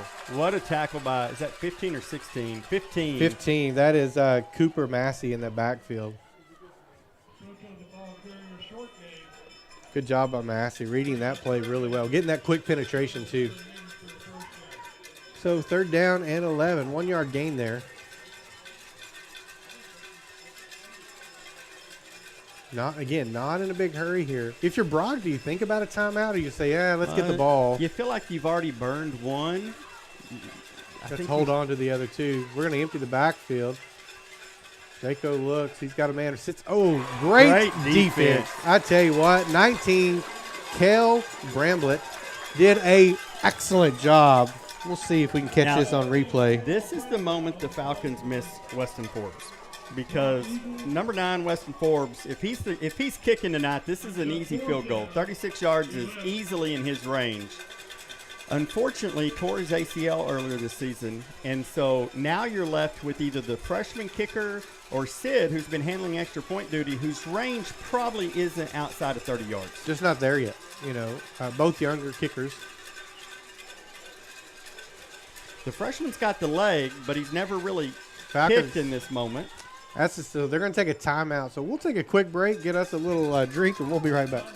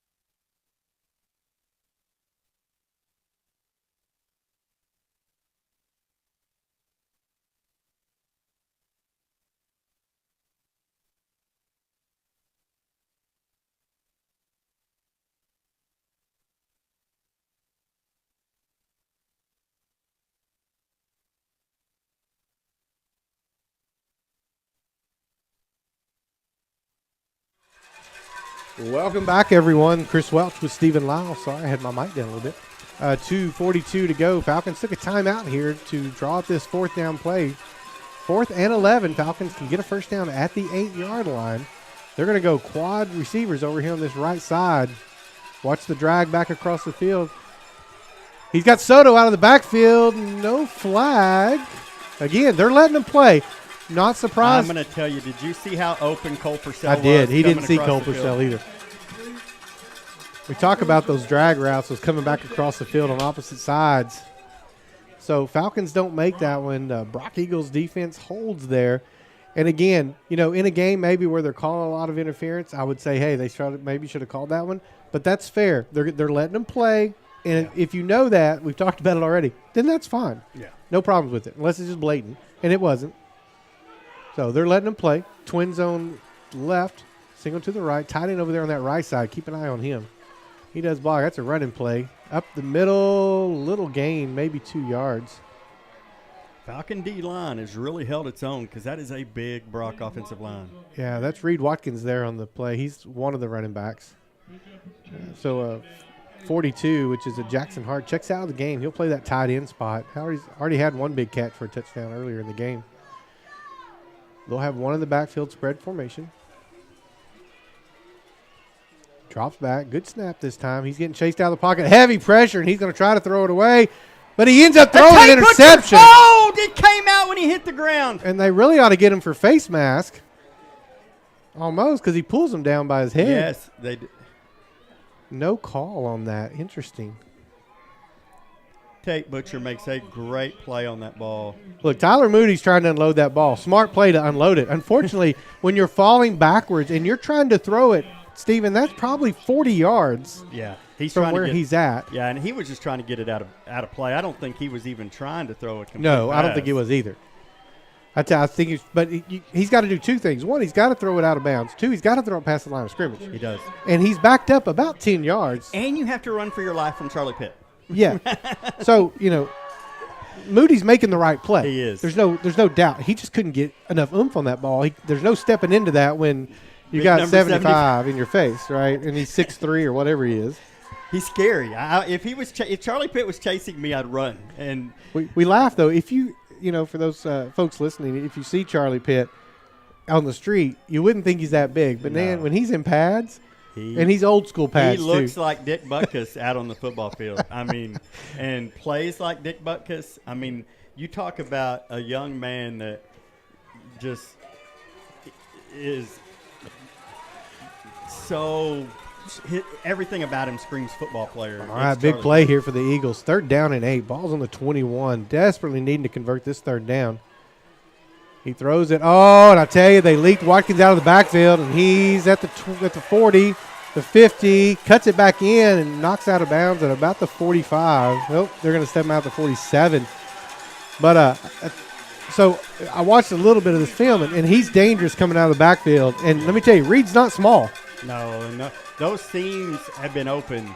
We're bringing that pressure up the field, and when we don't get to the quarterback, you say it all the time, there's trouble in the middle. So, the Falcons' defense definitely present. The way that it works is all about getting back to the quarterback in 2 seconds. He rolls out to his left. Tyler's got a man in the flat. Nice. Oh, couldn't quite bring it in. That was intended for Carson Finney. Tries to get one hand up there and pull it back. Just can't quite get it. Brings up 2nd down, 10 for the Brock Eagles. Talk about a big 3rd down conversion for Brock because they didn't have to punt. Falcons with 2 minutes left to go. You're down 20 as the Brock Eagles. You definitely didn't want to give the ball back here, and so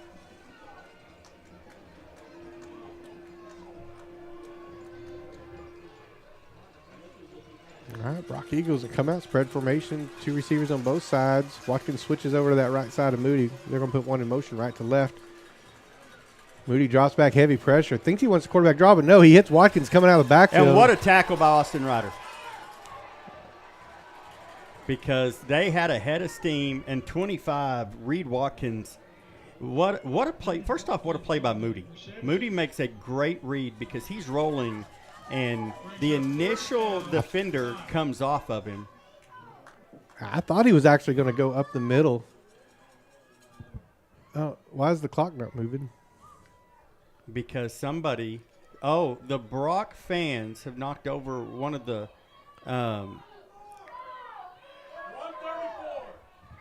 they knocked over one of the pylons back there playing, these kids in the end zone, and so they wanted it set back up. Oh.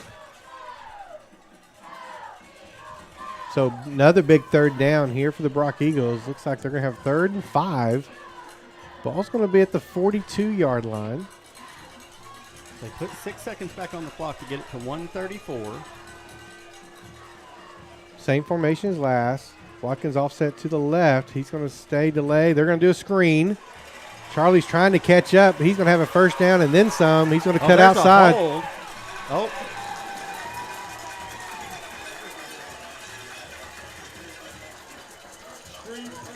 That's going to be a big 1st down for the Brock Eagles as they get close to that AA&A red zone we've talked about. Big drive here. And they get the ball to start the 2nd half too. So hard throw. Somehow he catches it. I tell you what. Who was that, number 10? That was number 10, Jet Jones. I'm going to try to get your replay here. They're in a little bit of a hurry up. But you see he gets popped, initially loses it, but then he catches that ball. Great job by Jones. Back to action here, Twins on both sides. Watkins in the backfield. Again, bad snap. Moody handles it well. No. Incomplete pass. Great Good coverage defense there by Tanner Adams. Doesn't interfere, waits till he sees the ball, and just gets his hand up in that little pocket there. Sets up 3rd down and 4. Boy, it's important for Brock to come away with points here. Man, I'll tell you, with the kicker they have, I think they're easily within field goal range. Watching his extra point earlier, he's got a leg. The question is, what do you do? Right? I mean, we're not going to get there yet. Let's see. But it's an interesting thing. You got to be thinking about it on the sideline as a coach. Twins to the right. Roll out. They want to hit 42. What a catch, but what a tackle. He's going to lose yards as Matthew Bridges. They might give him the line to gain, but it looked like he lost a yard on the play. I tell you what, Matt Bridges comes up and covers that. And they're going to go. They're going to go for it. I thought they might do this. 4th and 4. They false started. I think they false started as well. I'm pretty sure their left guard or tackle jumped. Oh, they're going to call. No, they're going to Nope, call. we went first on the replay.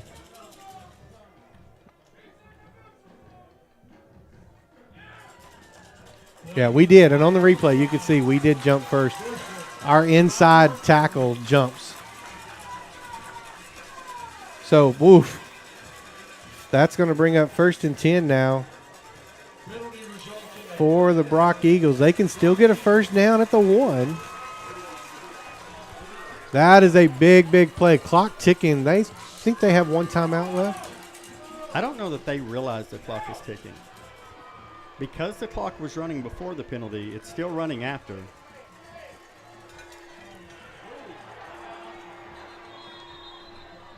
So they've got to take a timeout, and they do take a timeout. So we'll stay here with you real quick. We've got 13 seconds to go in this first half. Falcons on top 27-7. If you joined us before. Now you have to ask the question. Sorry. Yeah. No, good question. Now. No timeouts. No timeouts. 27-7. You get the ball to start the second half. If you don't make this, if you don't get a touchdown, what does that do to your momentum? If you do get a touchdown, what does it do to your momentum? But if you get tackled in bounds, do you have time to get your field goal range kicker in? No, you don't, because you're going to take at least 2 to 3 seconds just to get them down, and then you're going to have to run everybody on. And so this is risky. I think you either throw to the end zone or you don't do anything. I agree. I think you're not running here, I don't think, unless you're just that confident that you can pull that off. And I think you got a quarterback draw or something along those lines. But for 15 yards, that's a big That's a big ask. Out of a defense that has been very active. The only way you've been able – your big runs from your running backs have come off of passes, not off the runs. So this is interesting. To your point, I think you throw the end zone or you throw it away. So 15 seconds to go. Brock Eagles empty the backfield, so they're not running. Moody drops back, heavy pressure. He throws to the corner. That's not going to be pass interference. They haven't called it all day. Great coverage by the Falcons. Austin Ryder on the coverage. That Went fast. Well, and the fans are complaining about it, but here's the deal. They haven't called it all day. Yeah. And on either side, both teams have been a little handsy back there. That might be – I don't know who's working the clock, but that took 3 seconds. What? Yeah, that was longer than 3 seconds. So that clock stops. 10 seconds to go.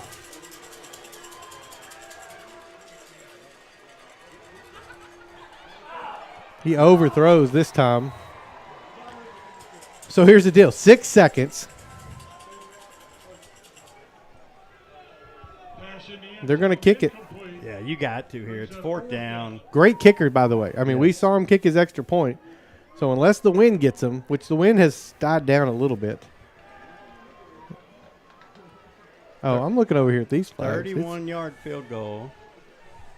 Yeah, we're kind of in a little bit of a bowl here. So as the ball gets in the air, it's going to move left to right. Yeah.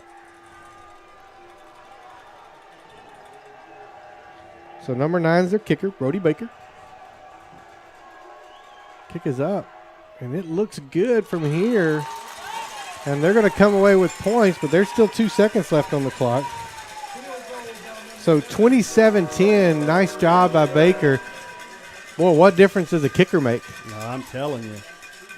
Because I think it's 30-10, to be honest. Earlier. If Weston Forbes is playing, they take the field goal down on this other end. Yeah, and I think it's 30-10. But Eagles striking here, and again, they do get the ball. So what do you do here on the kickoff?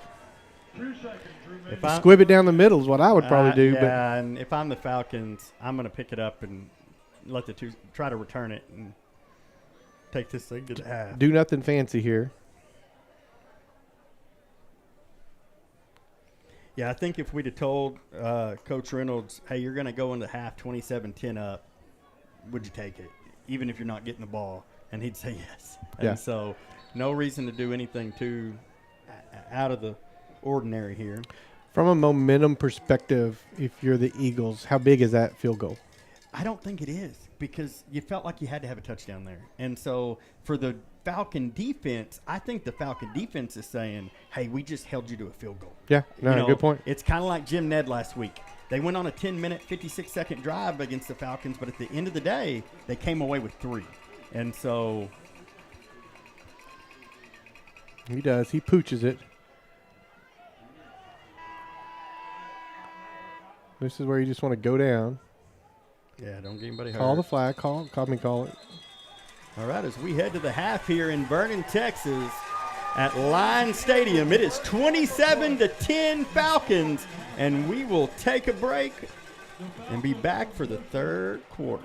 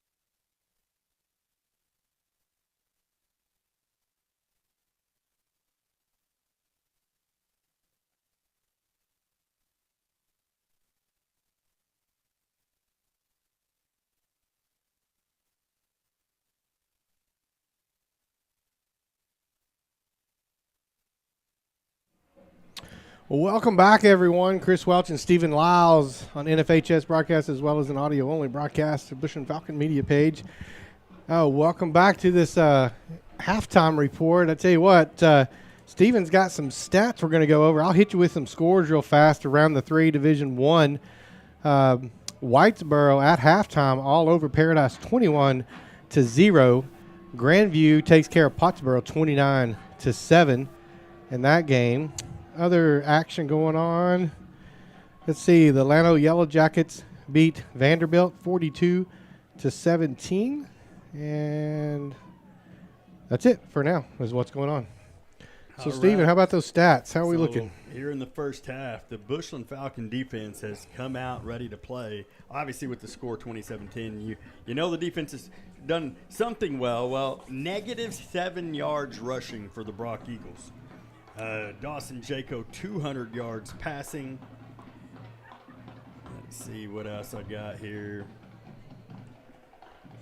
Did you say 200 yards? 200 yards passing. The Falcons have 49 yards rushing. So, first quarter, Bushland 20-7. Second quarter, Bushland 7-3, which has given us our 27-10 final, or halftime, not final, but final score of the half as we headed into halftime. Pretty well rounded too from the Bushland offense. Let me see, 1, 2, 3, 4, 5, 7 different receivers. So Dawson has spread it out quite a bit there.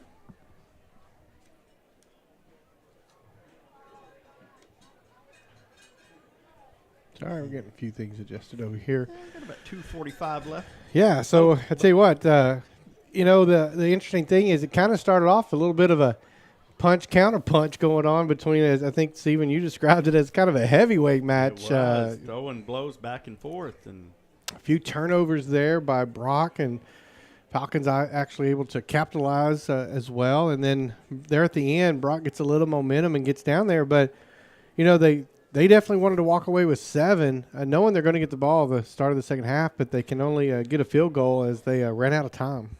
Yeah, and really, I don't know that as much as they ran.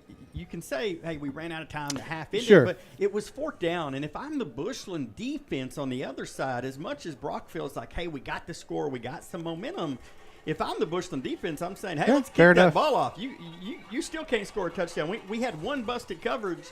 Let's see you do it again.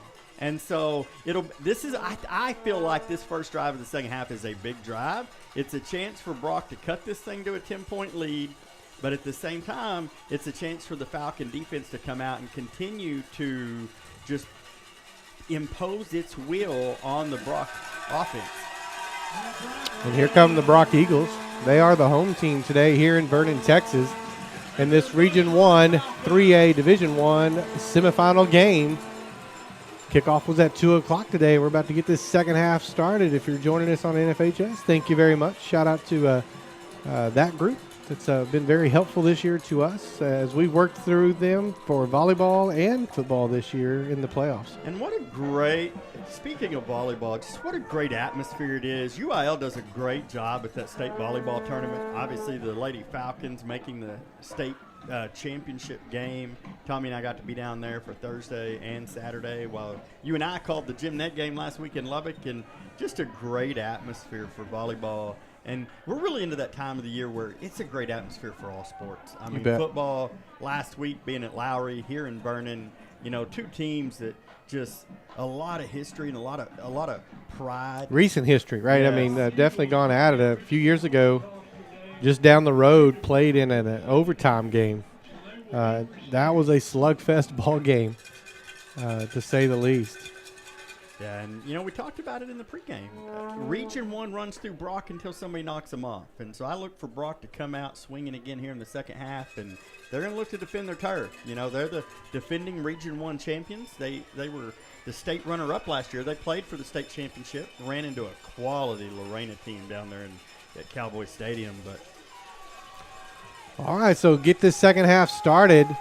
That's going to be number 3, Carson Finney back. as well as number 22, Brett Tutter, to receive this kick and get things started for the Brock Eagles. I think the key for Brock this second half is establish the run game a little bit. They've just been unable to, as Steven said earlier, minus 7 yards rushing. Very untypical for a Brock team that I believe had about 300 last week rushing. I'd have to go back and look for sure. All right. The freshman Ty Tarango put the ball on the tee for the Falcons. He had a touchback the last time he put a foot on the ball. High kick's going to be short.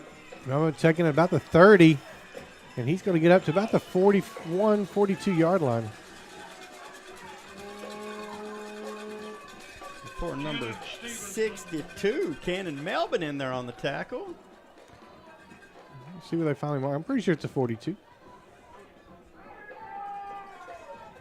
41 and a half, looks like. We'll call it the 42. All right, Moody and the Bearcats comes out. I mean, Eagles. Why did I say Bearcats? I don't know where that came from.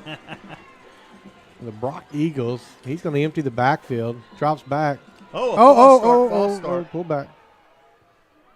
So, ready to get that hit, I tell you what. JT Suggs was coming. And Moody dropped the ball like, he saw it. He's like, don't hit me. Don't hit me. It is way too cold to take an extra hit. So that's a false start by the Eagles. Not the start they wanted to get going here. So that's going to be 1st and 15 at the 37 now.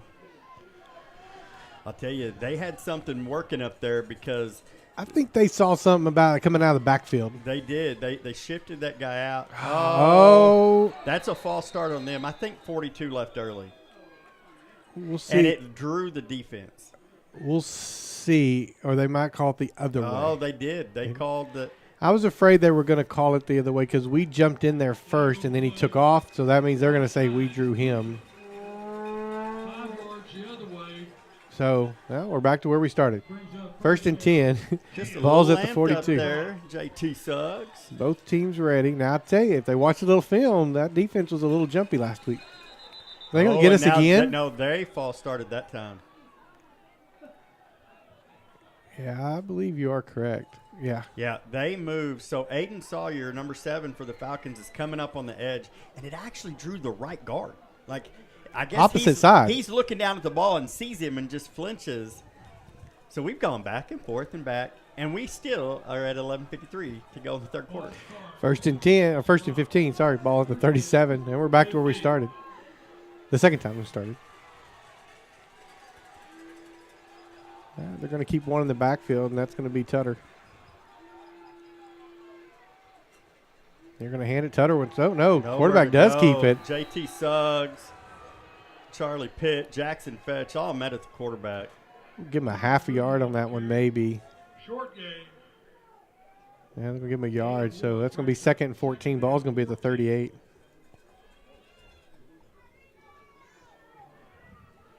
$11:30, clock ticking. We start this second half here in Vernon, Texas. Region 1 semifinal, 3A Division 1. 2 receivers on either side. Moody drops. He wants to throw left. He's going to hit a slant. He does hit it. Oh. Well caught by number 10, Jet Jones. It was a great route. He just beat Tanner Adams to the inside. That crosses midfield. That's going to give the Brock Eagles a first down at the 45. Clock ticking 11 minutes. You know, I watched his cadence on film this week too, and boy, I could easily jump if I'm a defensive lineman not watching the ball. Handoff to Tutter up the middle. He goes. He bounces outside, and he does. He's got some running room, and that's got to be holding. And it is. Don't call it. Tanner Adams, number 4. I'm surprised they don't call that downfield like that, but I guess he was down. But so there you go. Brock comes out, and they answer quickly. They get a touchdown. 27-16. And their kicker, number 9, Brody Baker, looking to make this a 10-point game. Snaps back, kick is up. Boy, I tell you what, he's got a leg. So a 10:47 to go in the third quarter. Brock Eagles come out and strike first to make this 27-17. That's the start of the half Brock needed. Like, they had to come out and get a big play. Now let's see how the Falcon offense answers.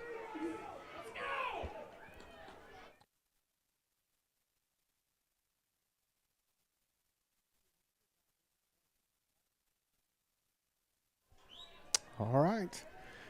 Here come the Falcons return team. Back deep to receive for the Falcons. It's going to be number 4, Aiden Sawyer, right? Yep. Number 4, Tanner Adams. That's Tanner Adams. I know that. Number 1, Zach Zundel. Zach Zundel. Come on, Zach getting shot here. Zach hadn't got his hand on the ball yet, but he's shown some explosiveness all year from this kick return spot. Okay, if I'm the Falcons, I'm watching this kickoff. Just, you know what I'm saying? You got a little momentum coming out the second half. Your back's against the wall. Nope, he pooches it. Brock's going to have it. This is what we were talking about. You got to watch. Up and field that ball. You cannot let it drop. Brock crowd on their feet as Brock's going to take over. 1st and 10. Ball's going to be at the 23 or 24.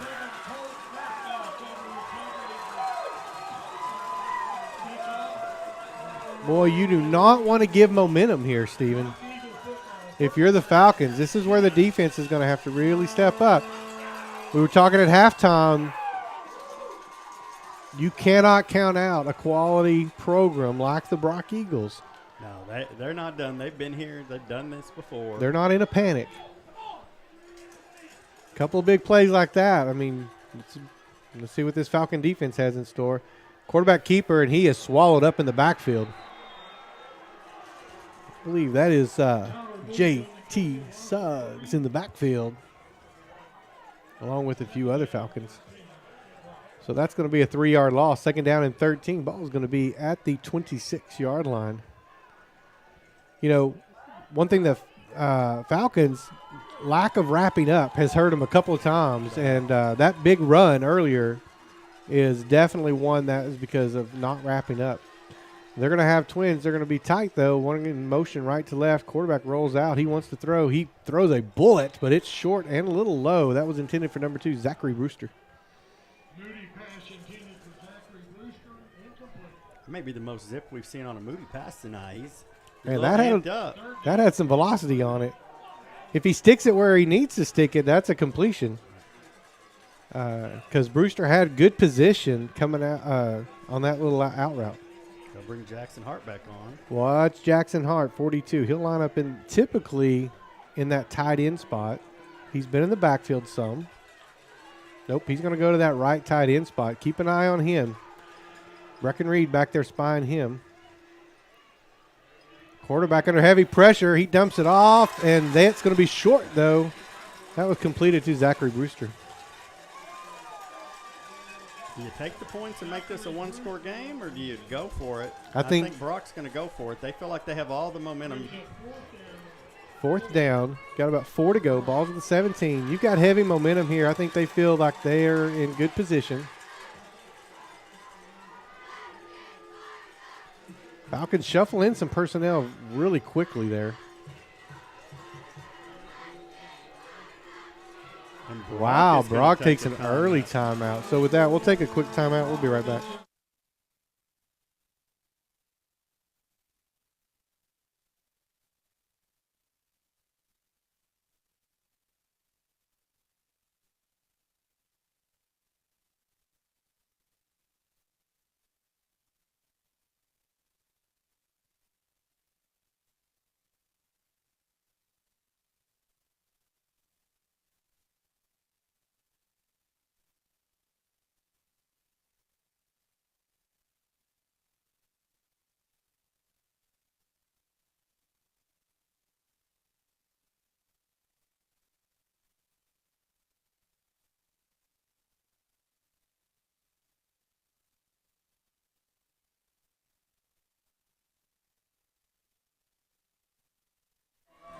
All right, welcome back.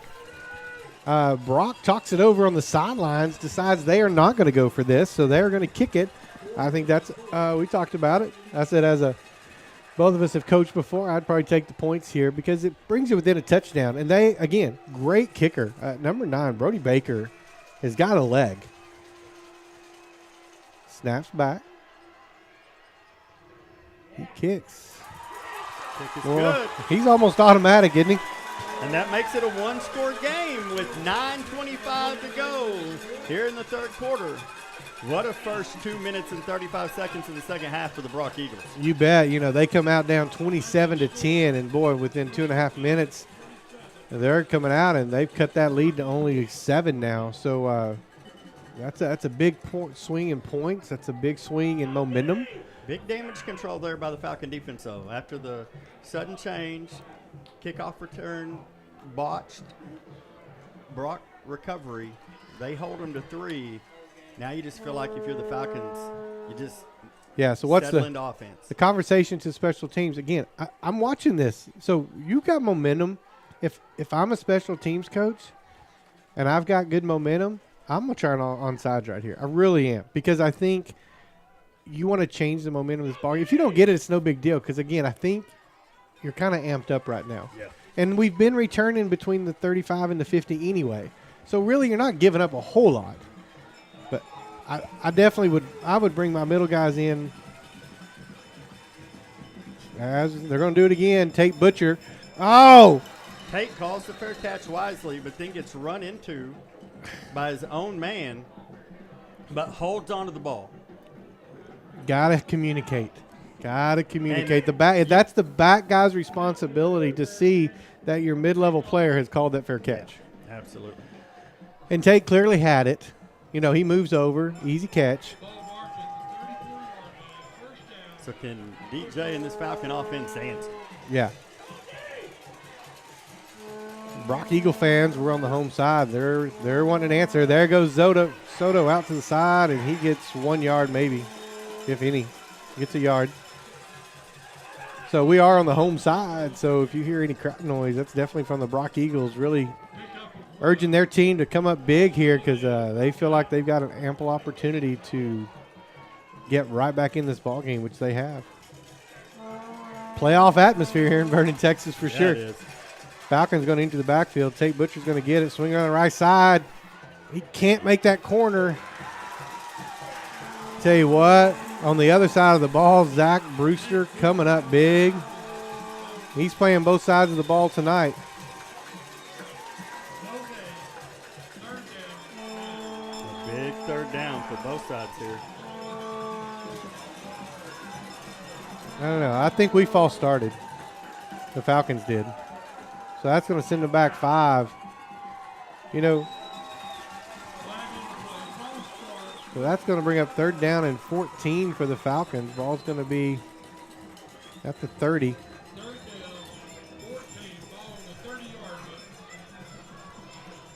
Falcons need to get up to at least the 44 for a first down.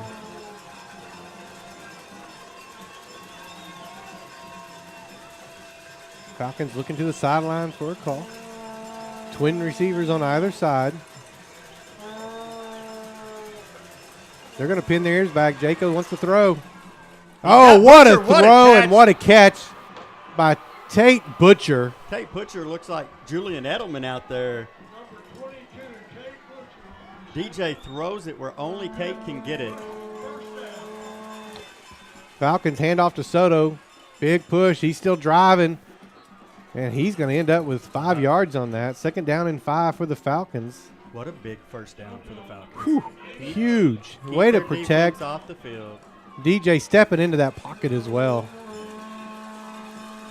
Falcons starting to get a little momentum now. Play action pass. Nice. Oh, he catches it, but I think as he pulls it in, it comes off his knee. Yeah, he knees it out himself.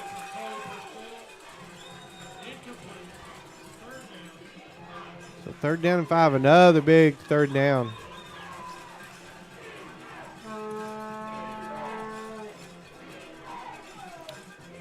So Brock's taking some risks here on defense, just as the Falcons do most of the time when they get in these third down situations, of bringing some heat. I'm expecting that. We'll see. 25 is definitely hanging back there at that safety position. Watch Watkins.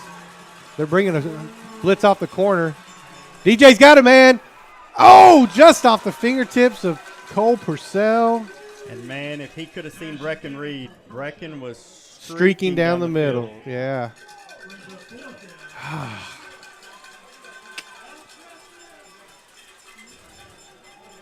So they're not going to put anybody back because they're going to protect against DJ throwing. We'll see if Watkin goes back or not. He rolls. They're going to let that roll. Going to be inside the 15 to about the 14. So Brock Eagles do what they need to do. They stop the Falcons, and huge possession coming up right here. An opportunity for the Brock Eagles to tie the game here with 7:25 left to go in the third quarter. You know, if you're Brock, I think you kind of try to get back to your offense. You're now manageable now, right? You don't have to throw. But I'm going to tell you that the Falcons defense have not allowed them to get into that running offense today. They're going to split two. Again, bad snap, handoff, off tackle left. What a great tackle there Matthew Bridges. by Matthew Bridges, the middle linebacker. Matthew says, I ain't going to knock anybody over. I'm just going to wrap them up and take them down. About a 2-yard game. We're going to call it second down and 8. Ball's going to be at the 15. You know, and it looks like from here you can see that that play open up, and it looks like he's got a hole. But, boy, Bridges is so quick in that middle linebacker spot. Not a big kid, but, I mean, he is quick and a great tackler. Moody drops back. He wants to throw. He's got a man over the middle. Oh, incomplete. Man. Off of Brecken and Baylor's hands. Great coverage there. Forces That it third down and 8. Intended for Carson Finney.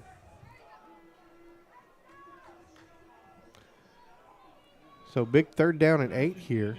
Carson Finney, incomplete. And with that, take Butchers back out. He had to run off for a play. I wasn't sure why they sent him off. Brecken Reed playing back here at safety. Third down, 8. Moody gets a snap. Good snap this time. Big blitz coming off. He's got a man streaking. There's no flag. No, nobody knew where the ball was. That was just way overthrown. So overthrown. It's funny. When you're on the opposite side, everything needs to be a flag. But we're probably just, fans on both sides are just as bad. We're not. It's not picking on anybody. No, we hear it all the time. It's we laugh up here quite a bit. And obviously, and then there's times where it feels like there is, and then we use the benefit of being able to have replay to be able to really see it. Yeah, that's been pretty beneficial, as much for us. Here's the punt. End over end punt. I bet Cole's going to let that one go.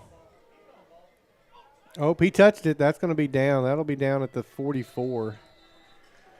So I think that's not really where Brett wanted to touch that ball, but unfortunately it kind of took a little bit of a crooked bounce and popped up on him. So, all right, well, Falcons defense holds.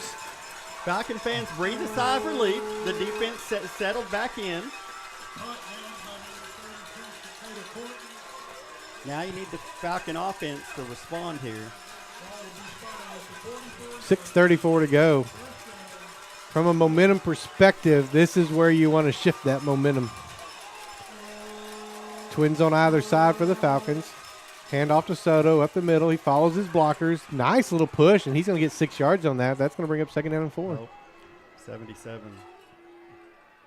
Oh, no, he bounces back up. Oh, he's a warrior, man. He is tough as nails. Let me tell you, Trace Rogers is the thing, physicality.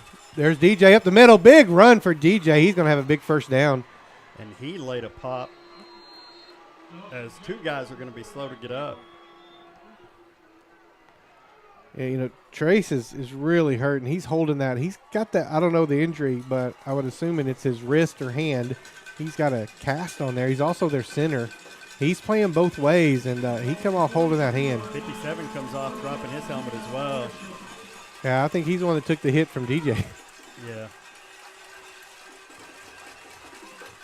Twins on both sides for the Falcons. He pumps again. There he is. Oh, my goodness. I thought Baylor brought that in. DJ does a little pump again and thought he had Baylor King out there. He kind of threw it to his backside where only Baylor could get it. And I guarantee you, Baylor doesn't have that cast on his hand. He catches that.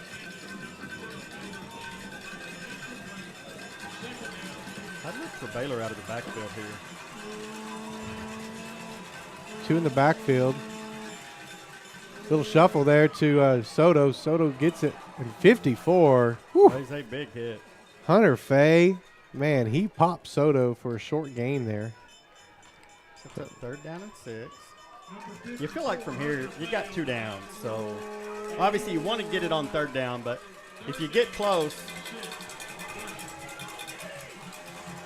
you know, we haven't called Stratton Malloy's name today. Wouldn't be shocked if we don't see him get into the offense somewhere right about here. Yeah, he's definitely been quiet for the Falcons. Middle of the field. Well, they finally dropped somebody back. Little gain, only about 2 yards on that, so that's going to bring up 4th down and about 4, I believe. King on the reception. Big 4th down here.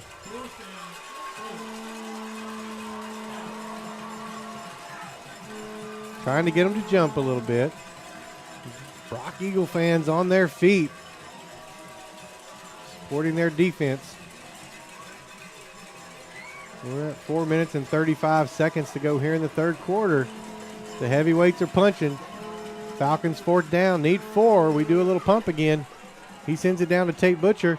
Tate with the catch, but he's out of bounds. Call him out of bounds. Tate was out of bounds on that play, just short. Let's see if we can catch the replay here. You see we pumped for Tate. He's just short. I tell you what, he needs about a half a yard. That's close. That left foot was really, really close. All right, so once again, Eagles defense do their job now. So now we're turning it into a little bit of a defensive game. It's one of those, they're like boxers where they're jabbing and jabbing. Okay, I'll come back here in a minute. Jabbing, jabbing. The big play is going to happen for both these teams. Twins on both sides. Falcons defense looking to get a stop here. Low snap, handled well by Moody. Crossing route. Oh, we go for the ball. Mistimed it. And, boy, big play there. And the Eagles strike. They get into Falcon territory. Ball's going to be right at the 45. 1st and 10. They get into a little hurry up. Trips right. Nobody counting for number 10 as he runs out there. Oh, we're offsides. That's a free play and another 1st down. I don't know that we were offsides.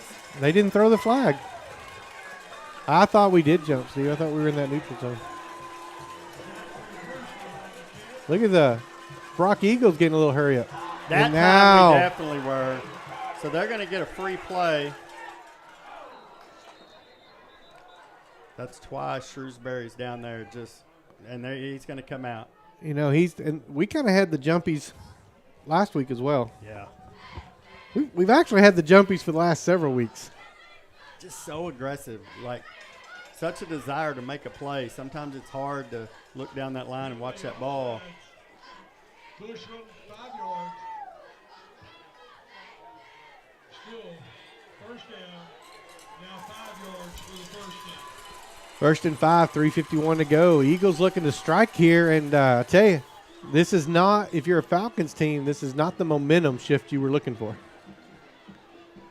Handoff up the middle. He's going to get about 3 yards. That's going to bring up 2nd down and 2.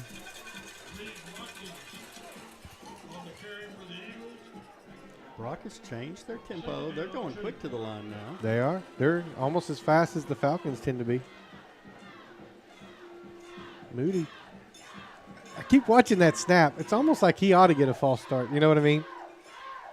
High snap that time. And he gets a 1st down, though. So now they're getting into a little more of their run, pound the ball. And if you look across their front 5, 6, they're bigger than the Falcons are up front as a whole. Yeah. 56, 52, 77.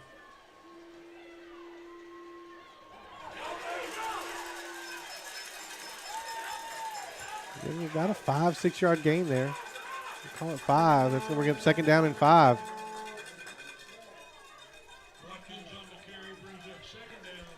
You got to stay honest because he will throw that ball, and Moody's got an arm.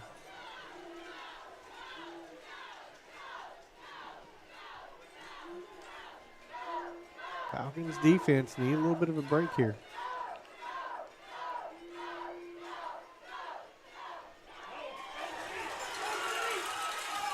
There's Reed Watkins on the carry. He's a big back. You know, when you can get 5 yards, 5 yards, 5 yards, you'll take that all day long as an offensive line. They're down here in the AANA windshield red zone.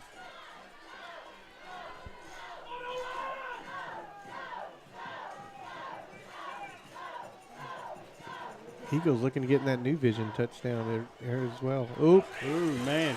Nice run by Watkins. That's a hold.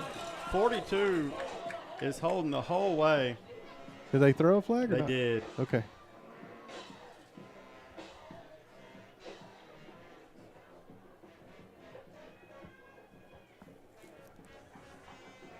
Yep, there we go.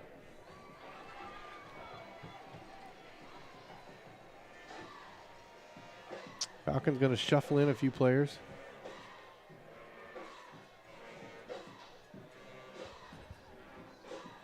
It's going to make this.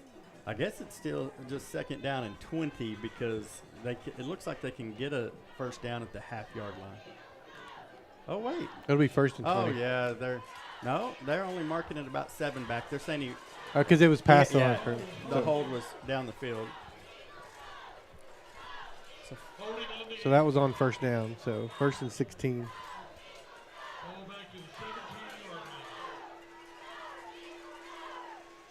Moody drops back. He's wanting to throw a screen, and he's got Watkins. Falcons not tackling again. They need to sorry, y'all. Hit and wrap up. Sorry about that camera. We're going to get it there. Let me tell you, it's hard to run that as well.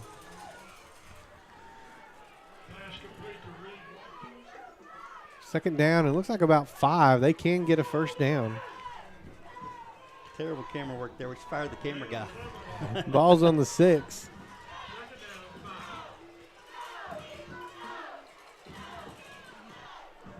And that was dropped. Intended for number 3, Carson Finney. That's a third down and 5. You know, if you're running the ball, run the ball. Yeah, Go with what brought you, right? They And have a ton of momentum here. Here comes 42, so you got to check 42 in, right? So he's now going to be at this left tight end spot. Watch him coming off back here in this left corner. You got to account for 42. They will definitely throw the ball to Jackson Hart. 25 out of the backfield as well with Watkins. Up the middle. Touchdown, Brock. And they do call it touchdown, Brock Eagle. That's a new vision touchdown. And here you go. They are a kick away from tying this ball game up. It's been all Brock Eagles the second half.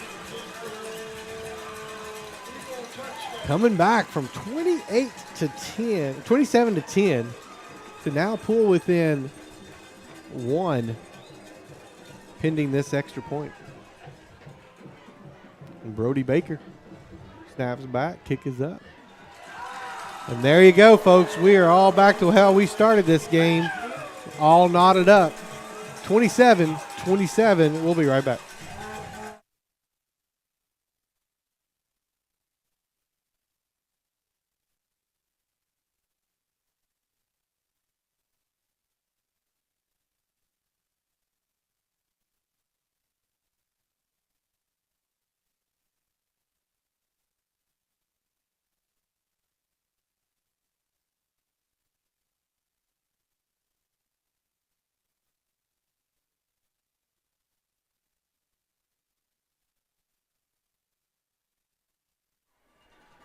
Welcome back, everyone. Minute 17 to go here in the third quarter. It's all Brock Eagles in this third coming out of halftime, and they have scored 17 unanswered points to tie this game up. They're amped up. It ain't cold to them anymore all of a sudden. They're warm now. High kick. Let that ball go out of bounds. Throw flag. Max was wise. He caught the ball with and 1 dropped foot it out of bounds. Yeah, he caught it out of bounds. You're right. Yeah. I thought he actually kind of dropped it. He was out of bounds. Fans don't see that, but it's okay. Yeah, Max steps out of bounds and then catches the ball. So yeah, he stepped out of bounds.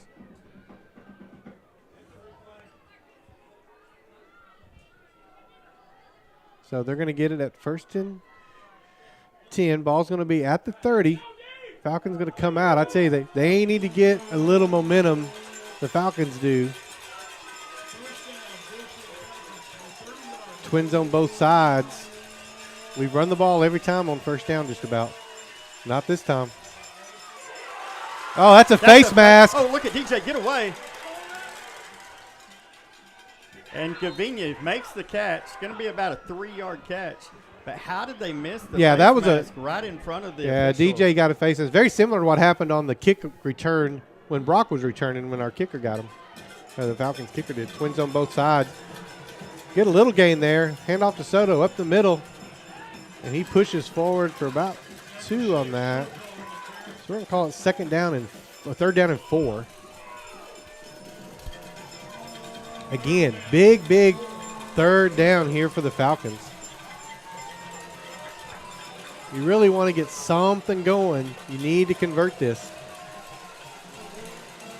Brock has scored on all but one possession. Ball hit the ground.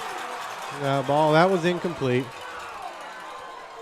You can see here on the replay, you'll see it bounce. At least I think you can. Right there it bounced. So, boy, I tell you what, this Brock, DJ's trotting off a little bit slow. Yeah, he took a huge shot. So, JT Suggs coming in to punt, right? Yes, sir. So he took a big hit when he let go of that ball. Then he got tipped at the line, almost intercepted.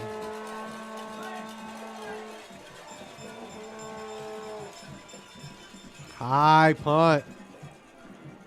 Fair catch. Ooh, I thought he dropped it for a second. He bobbled it at the 30, but reined it in. So good job there to keep hold of that by Reed Watkins. So I tell you what, if you're Brock, you're going to be very aggressive now, I think. 21 seconds to go. You've got good momentum. You've scored on all but one possession in the third.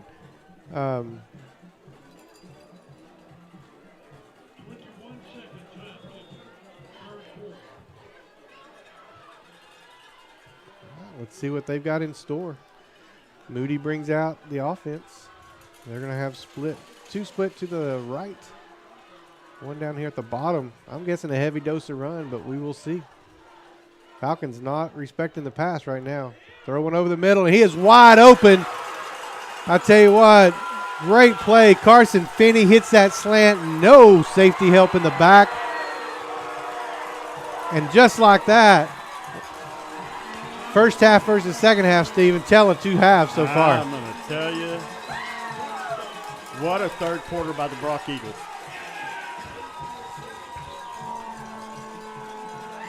This will be, if they hit this extra point, that will be 24 third quarter points for the Brock Eagles.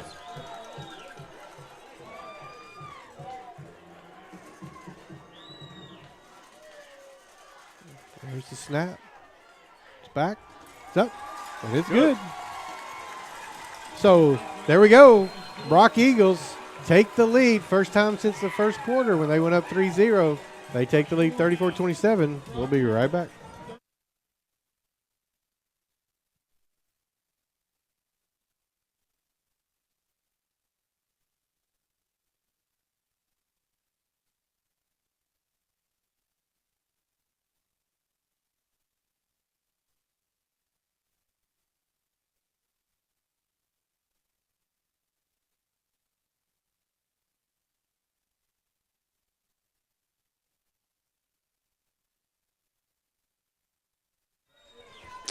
Welcome back, everyone. Brock Eagles on a roll in the third quarter. 24 straight points unanswered there. Coming out of halftime, Steven. Whoever gave him that halftime speech, he needs to take that one on the road. I'm going to tell you, that was high kick. Taking it about the 15. Come back up the middle.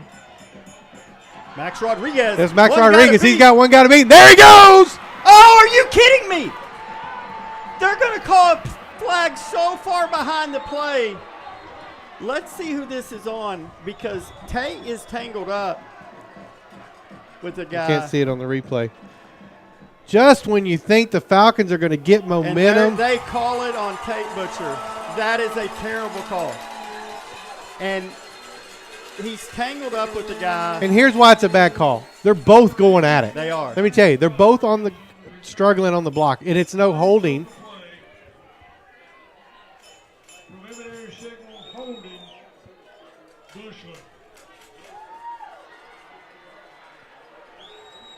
Wow. Just when you think you've got some momentum, just when you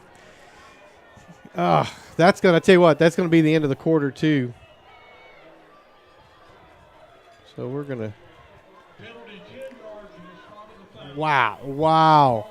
Huge momentum And shift. a terrible call. Like one of the worst and most egregious calls I've seen in a long time. And we've watched a lot of football this year and called a lot of games. And yes, we are part of that crew, but just objectively, it was just good blocking. Both sides have locked up all day long. And they're in a shoving match back there. There's no holding on. Like, if anything, you want to call some personal fouls on them for totally battling long after the play was by them, I'd get it. Offset them then, in that case, you know. But you can't call that. There's not a hold there. Fourth quarter. They haven't flipped it yet. Oh. So there's going to be one untimed down because of a penalty. A quarter can't end on a penalty. I've already flipped it. I'm not going to change it. So this will be the last play of the third.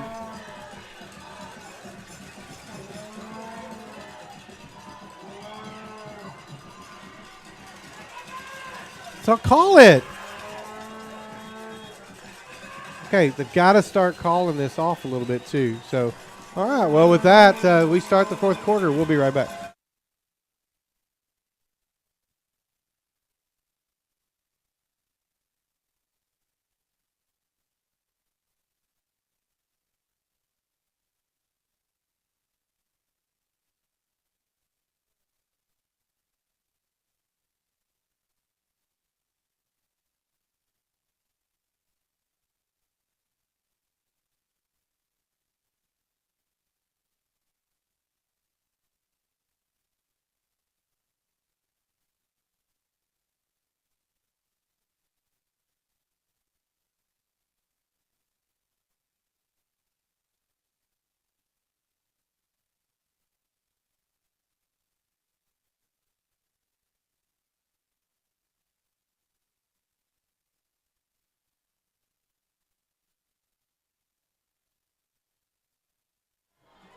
Well, welcome back, everyone. I tell you what, setting up to be quite the third quarter if the Falcons can get it in. Fourth quarter. That was a heck of a third quarter. Now we're going into the fourth quarter. And I tell you what, this is a great ball game right now. Falcons didn't answer, empty backfield. Second down. And there's Baylor King. Almost what a catch. I tell you, right off his fingertips.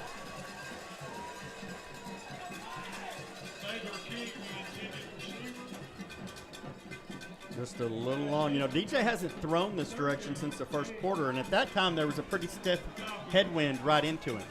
The wind's died down a lot, and he pushes that one a little long. Falcons need a conversion here.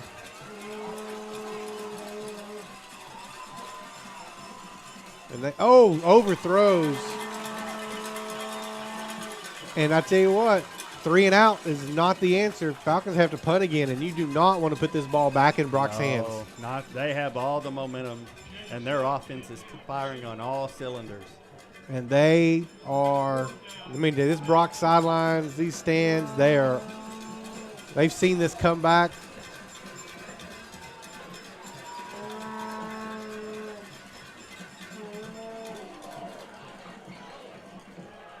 Another not a great punt. I think 52 got his hand on it. I thought he did too. Because the ball went, typically DJ doesn't kick an end over end kick quite like that. And so when the ball hit 52's hand, I think that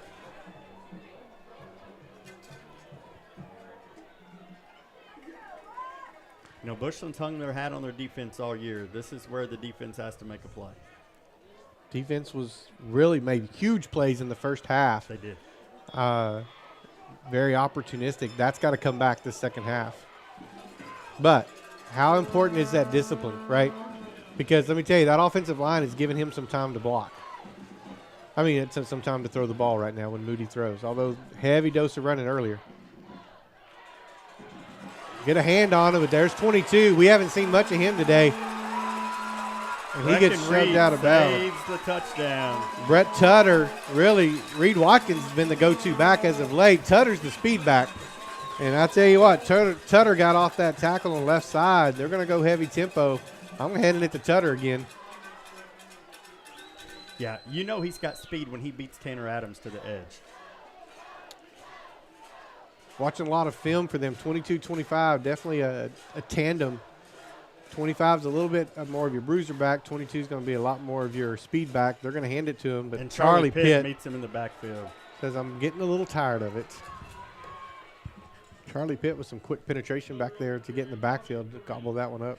Charlie's thinking, I can't chase you, but if I hit you before you start, I got you. So it's up 2nd and 15 in the AA&A windshield red zone. Definitely in range for their kicker, Brody Baker, right here. 2nd down and about 14. Yeah, we'll call it 14.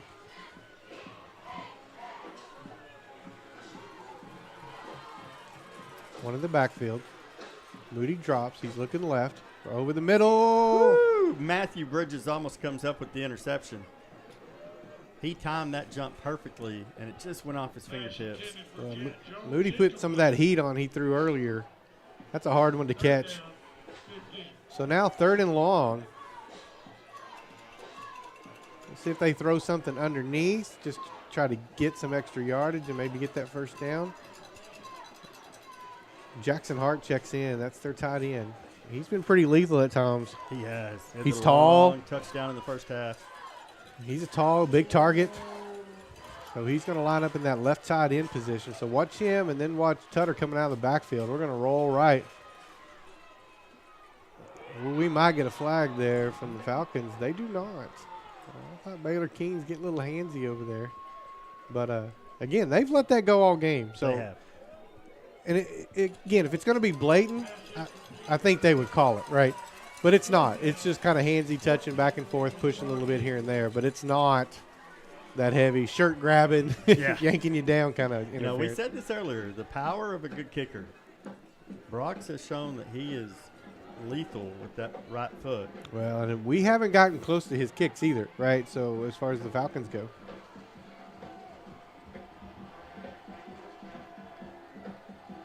Snaps back a little high, but he gets it. Ooh. Wide right.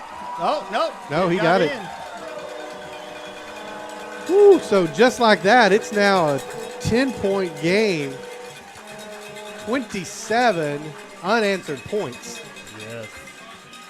Which matches the first half total by the Falcons. So my guess here on this kick, they do not kick it to Max Rodriguez. Talk about a young man that's just not if there's a guy that doesn't like officiating right now, it's him. He got called for questionable pass interference last week when the receiver fell down that took away a pick six. And then tonight, a hold called 30 yards behind a kick return that he's taken to the house. Max Rodriguez has a legitimate reason to be a little frustrated. Yeah, for sure. All right, 10:37 to go in this contest. Brock Eagles in control with momentum. Up 37-27 here in Vernon, Texas. If you're the Falcons, you're kind of up against the ropes a little bit now. Zundel moves up to the middle, by the way.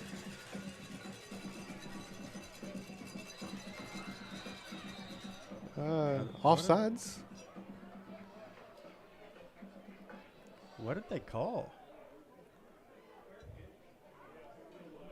Are they saying he fair caught it? I did not see a fair catch. Not at all. And here's what's crazy. The guy on the 40 back here called it. Which was interesting why the guy on the bottom of our screen, or on the far right side, did not call that. Okay. So that'll be 1st and 10 for the Falcons at the 26. 10:35 to go. This is a critical drive for the Bushland Falcons as they need to get this momentum swung in their favor and out of Brock's favor right now. two backs in the backfield split to either side. We'll put one in motion. That's going to be Baylor King. Hand off to Soto up to the middle. Gets a push and gets about 2 yards there. Bring up 2nd down and 8. Big defensive front for the Brock Eagles. Falcons got some early success running, but they've kind of shared it up here in the second half. Trips right, single left. Look, he gets Soto coming out of the backfield. And they do a great job. That's number 3, Carson Finney. That was a long pass to gain 1 yard. Yep, 3rd down and 7 now. Falcons once again. I tell you what, Steven, a couple things. Number 1, running no time off the clock. Yeah. And number 2, getting in these 3rd and long situations has really been hurting the Falcons. There's Breckenreed out of the backfield. 1st down and plenty. Reed. It's one of those, keep running out of bounds, Brecken. He just likes the contact. He is a football player through and through, and he's like, y'all want to hit? Let's hit. I'd come back to those little crossing routes with Brecken until they stop it if you're the Falcons.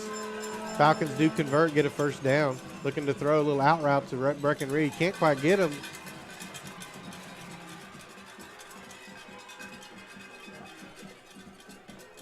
That pass falls incomplete. Little outside. Out of his outstretched hands, Reed unable to bring that in. So 2nd down and 10 for the Falcons. Ball's going to be at the 42.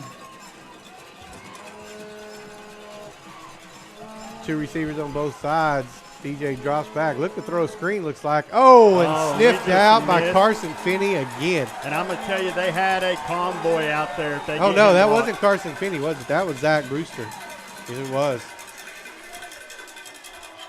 They did, but let me tell you, Brewster saw that one, and when you're here in the booth, you can kind of see things coming. Yeah.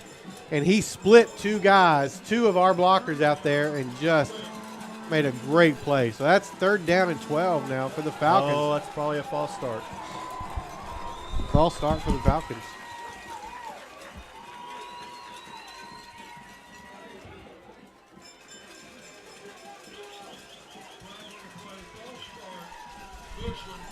Boy, Falcons' wheels are coming off here in this 4th quarter. And, you know, we said this, I think it was in the Canadian game, we lost that game. There's to a point that there's a lot of green and not enough time on the clock. Falcons need to strike and need to get a stop. 8:30 to go, 8:45 to go, sorry, in this contest. Big 3rd down, long 3rd down for the Falcons.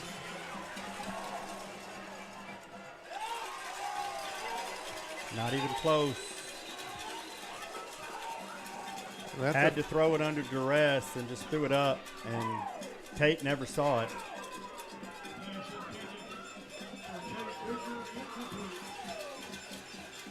DJ gets hammered again on that pass, by the way.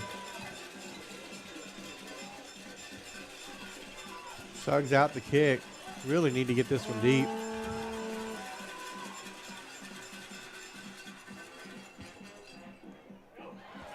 He does not call a fair catch.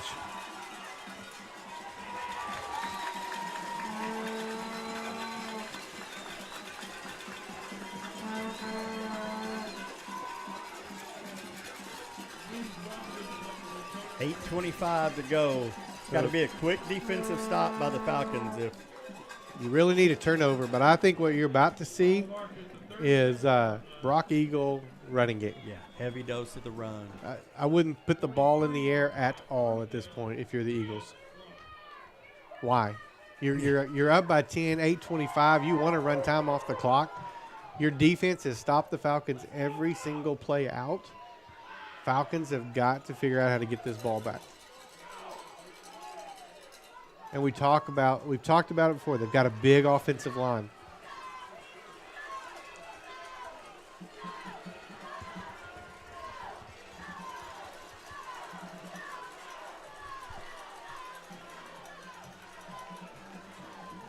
They thought we jumped, but we didn't. So short gain, 2 yards.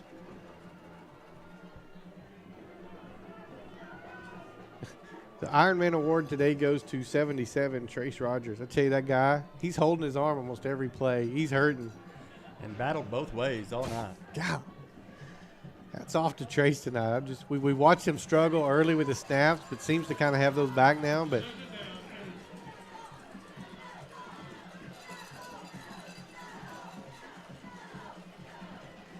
there's the handoff to Watkins.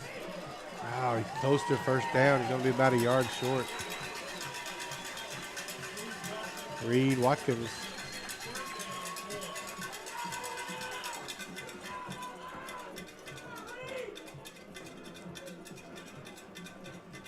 Who would have thought the Falcons not to have, after that first half, no points in the second half? Yeah. And really after the first quarter, the offense is really kind of stalled. You know, we put up 20 quick points in the first quarter. Missed a couple opportunities in the second. And that may end up being the story of this ballgame. As Brock will call their second time out of the half. And we'll take it with them with 7:10 left here in the fourth quarter.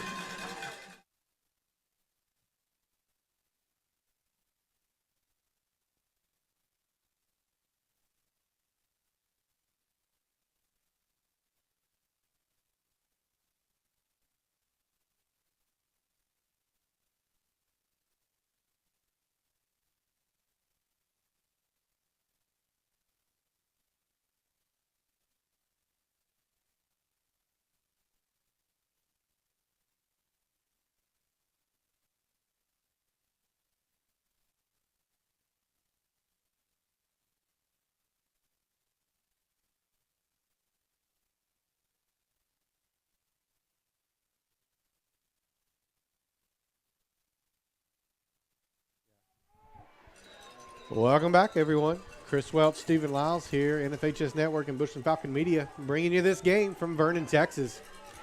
Brock. 3rd and 1. Brock Eagles with a big second half. That's why they're the Brock Eagles. 3rd and 1. This is where you. Oh, and their running back jumped. Their running back jumped, and they're going to call that as a false start. So, number 2, Zachary Brewster jumped.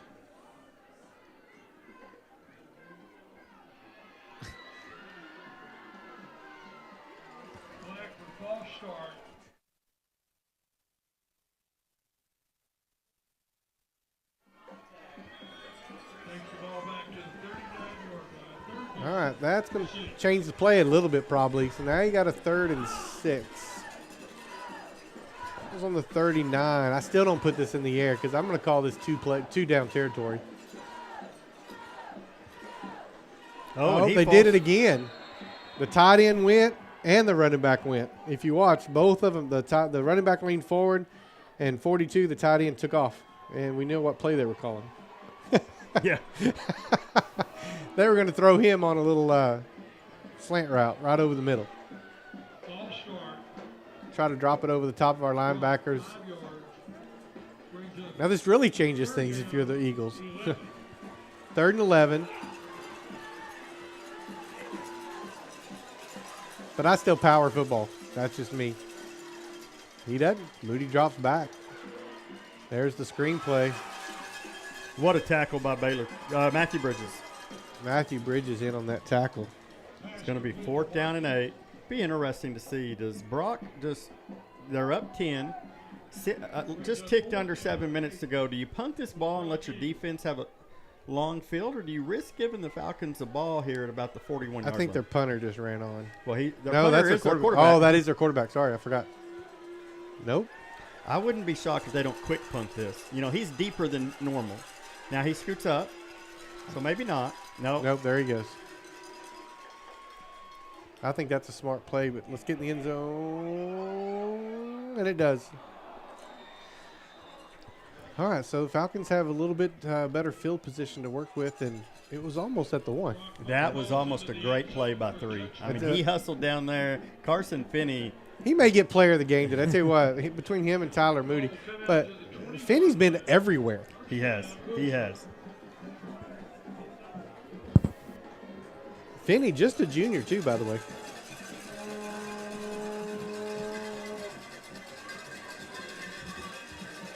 And Watkins is just a junior. And Tutter is a sophomore. No, junior. I got a lot of juniors on this team right now, especially from an offensive perspective. Falcons got to get something going right here. Oh, miscommunication.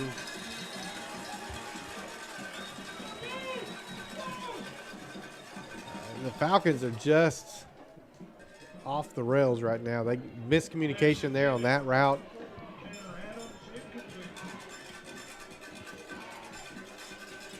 I'll tell you, they're respecting Adam's speed. Look at the cushion down here. Oh, they're 10 yards off, 8 yards off. And he'll back up right before the snap if you'll watch. Falcons need to get underneath. I think we had a false start.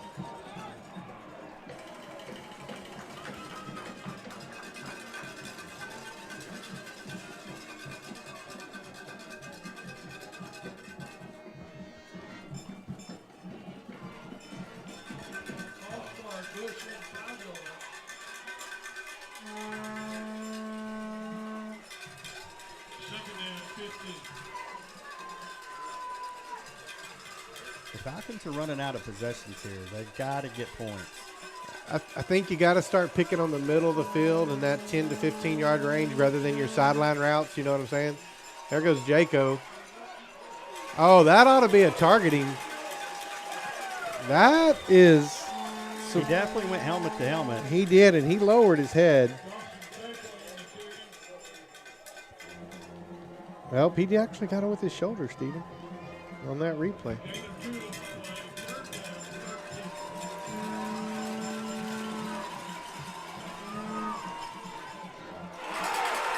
And that's going to be an interception by guess who? Number 3. Carson Finney. I tell you what, if you're the Brock Eagles, you've got this ball 1st and 10 on the 10-yard line. You're wanting to put that nail in the coffin right here. Yeah, I wouldn't be shocked to see him throw the ball first play looking for the end zone. You got nothing to there's no reason you don't.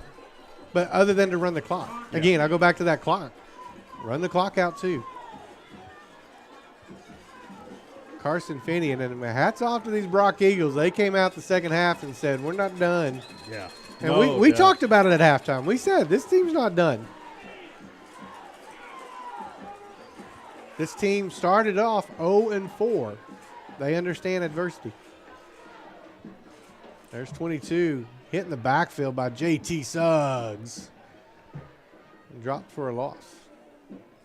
Brett Cutter on the carry for the Eagles. So it'll be 2nd down and goal from the 11 inside the AA&A Windshield red zone. Clock ticks under 5:20 to go here in the game. And Brock is in no hurry. No.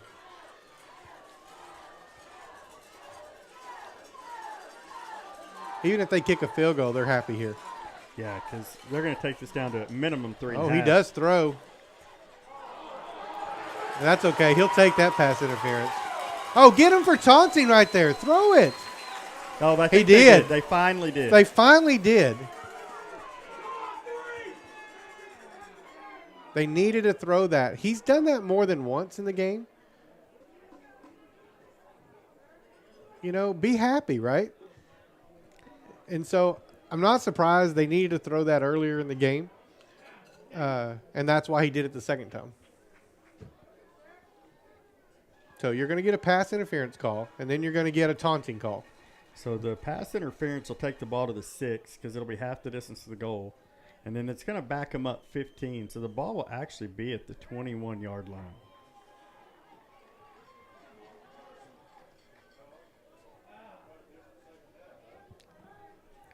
You can't mark it. It's a half the distance. Why did they take it all the way down to the – I mean, they marked off the whole thing.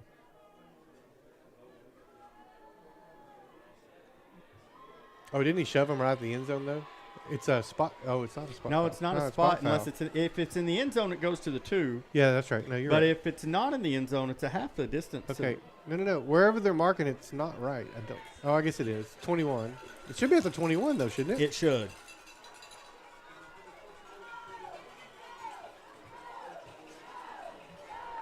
Interesting. First down and goal. No, it's not first and goal anymore because now it's first down and 17. Or first down and 10 from the 17. Yep.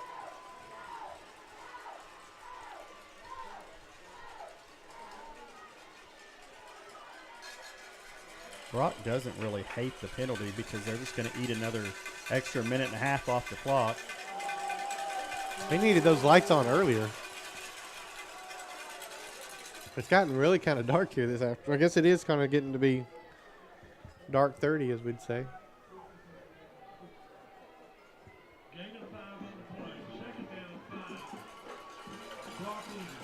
Here come the Brock Eagles.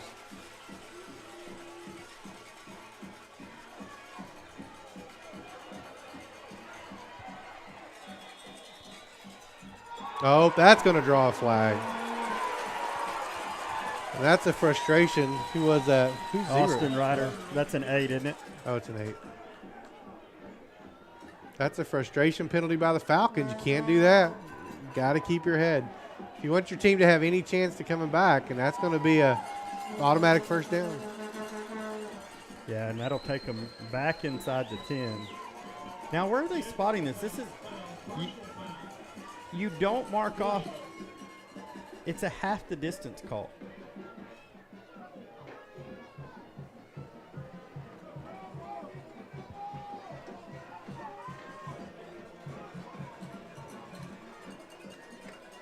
So where'd they throw it at? Because they were back here at the 15. I mean, we're talking a couple yards, but it's still just the enforcement mechanism that's got to be fixed because that's twice now they've mismarked balls.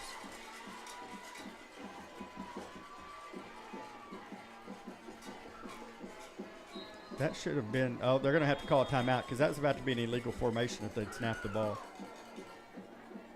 So with that, we'll take a quick timeout with them. We'll be right back.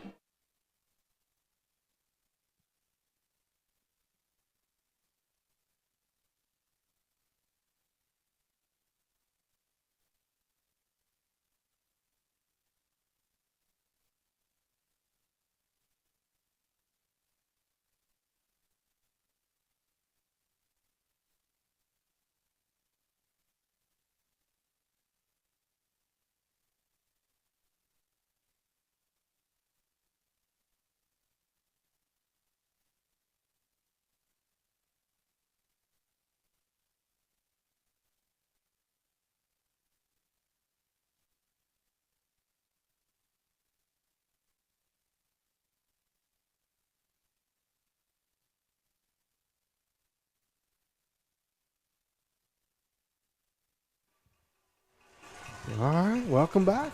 3:55 to go in this contest. Brock Eagles knocking on the door. They are first and goal from the 6, wanting to really put this game away right here. Up by 10, 37-27. Handoff, touchdown. That feels like the dagger. Yeah, I agree 100%. You know, I think you talk about a statement win, and we said this in our pregame show. We might have said it earlier in the game too here. I truly believe whoever wins this comes out of this region as the champion, and it's Brock at this point. Yeah, you know. Nothing against the other two teams. I'm not saying that. These two teams are solid. They are. And the team on the other side will be Whitesboro as they beat Paradise 42-14. That puts it at 44-27, and I tell you what, Brock Eagles came out and they have scored 34 unanswered points. Falcons have not scored this second half. Brock Eagles 44. Bushland Falcons 27. And hats off to this Brock Eagles team that I tell you, we talked about it earlier. It's that heavyweight match. You just punch and punch and punch. And if you look at Brock's size wins some games. And this is one where I do think size really wins because the Falcons aren't a big team. We've got some big players. But they've got some very big players. And let's be honest, our guys play bigger than they really are. You bet they do. Let's be honest. Easton and Charlie are not as big as you think they are. They play at about 225, 230, but neither are. And they've got some boys that are legitimately that big. Well, and hats off to their kicker, number 9, Brody Baker. I tell you what, he's kept them in the game when they were struggling, Baker was keeping them in the game. Oh, JT comes up. No, it's Cade Cavina. Cade, you can't do that, bud. Number 81, Rodriguez on the return. Cade will set him back another 15. Just frustration, you know.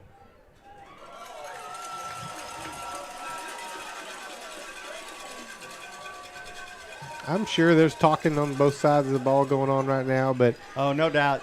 you got to keep your head. After that last touchdown, you saw the Brock Eagles player standing in the middle of the field flipping off the Bushland side. So it's getting chippy. The frustrating thing to me is that it hasn't been legislated from the officials. Like, that's the kind of stuff that has to be taken out of the game. Yeah. And they haven't. And so now here we are. Both teams have now taken late shots on this last two drives because it's gotten here. Oh, Falcons false start. And, boy, the wheels are off the bus, Steven. That one I didn't see. You know, I think some of them have been really obvious.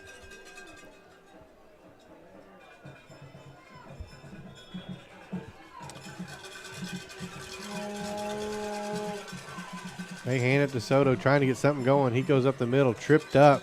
That's really a kind of a saving tackle there. Yeah, what a lead block right there by Slade Spinks. Slade just was clearing the way. Zach Brewster got in there and got that shoestring tackle. Ball a little low as it skips in from DJ. Covered Sorry, up. y'all. I'm trying to fix my stand here, and it's gotten all crazy. Incomplete brings up 3rd down, 9 for the Bushland Falcons. 3rd and long for the Falcons.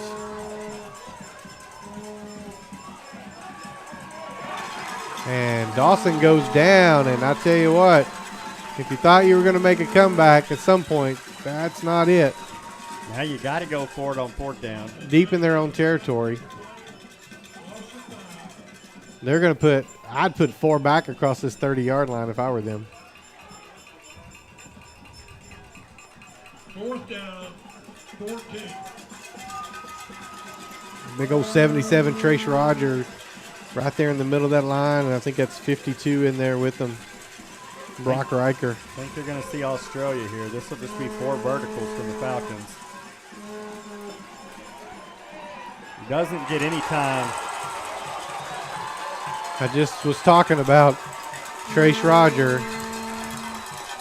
And there he is, along with 44 Cam Harris. So, hey, hats off to this. I'm going to tell you, the Brock Eagles never say die. And they did not let that first half get them down. They came back. And to me, this is their statement game. And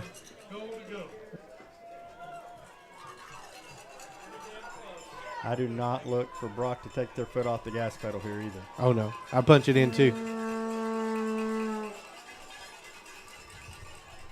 You're going to run the ball, but I expect them. They're going for 6. And there it is.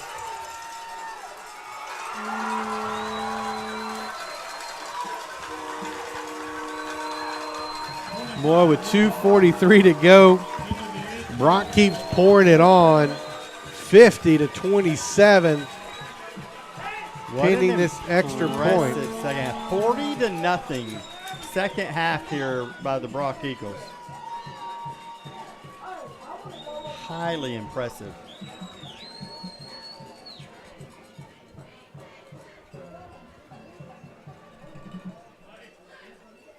Snap is back, kick is up, and automatic gets it. 41 unanswered points by the Brock Eagles. Score, the Brock Eagles, 51. Impressive comeback. You know, to answer your question, to re-answer your question now that we had the second half in retrospect, you asked what the field goal before half did, and I felt like the Bushland defense, it made a stand. It didn't. It gave Brock the confidence that they could move the ball. Or the east end zone. Thank you. What was that? After the game, they're going to award the ball in the east end zone. I think it's over here. I think that's right. Kind of shocked they wouldn't award it on this side as Bushland leaves on that side, but.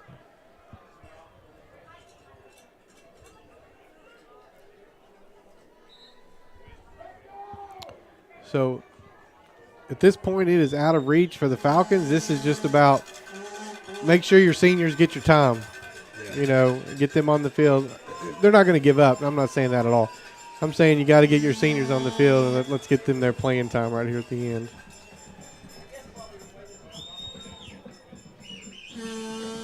Max Rodriguez takes that one around the right side, comes up the middle. Tries. And 32. The nice hit. Dakota Courtney just lowers the boom. See if I can get that on replay. Oh, right there. You'll see it.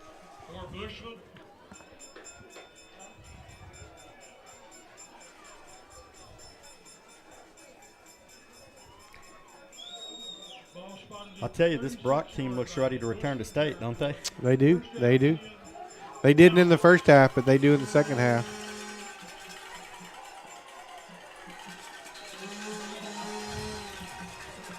I tell you, that front four is slinging players left and right now. They got momentum. And what's crazy is two of them are doing it with one hand. Yeah, that's right. Two of them are doing it with one hand. 77 and 52, both playing with casts on their hand. Fumble.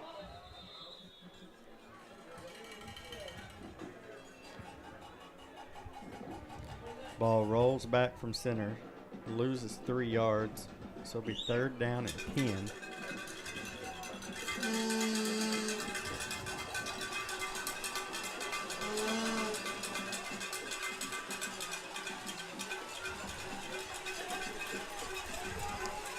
See what the Falcons do. 145. They're just going to hand it off. We're going to run this game out. .137. Clock continues to tick away here in Vernon, Texas, as the Brock Eagles are going to come away with a round 3 championship.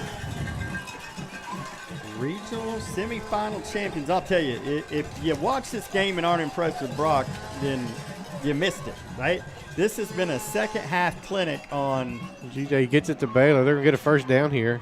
Nice first down for the Falcons. Keeps them. Now we'll see it. Falcons would love to score here just to not be shut out at least in the second half. Absolutely. This is not how you want to remember a great season by the Falcons. Oof, Soto gets drilled trying to get a little bit of extra yards, which he does. Great run. Clock ticking away, 50 seconds to go.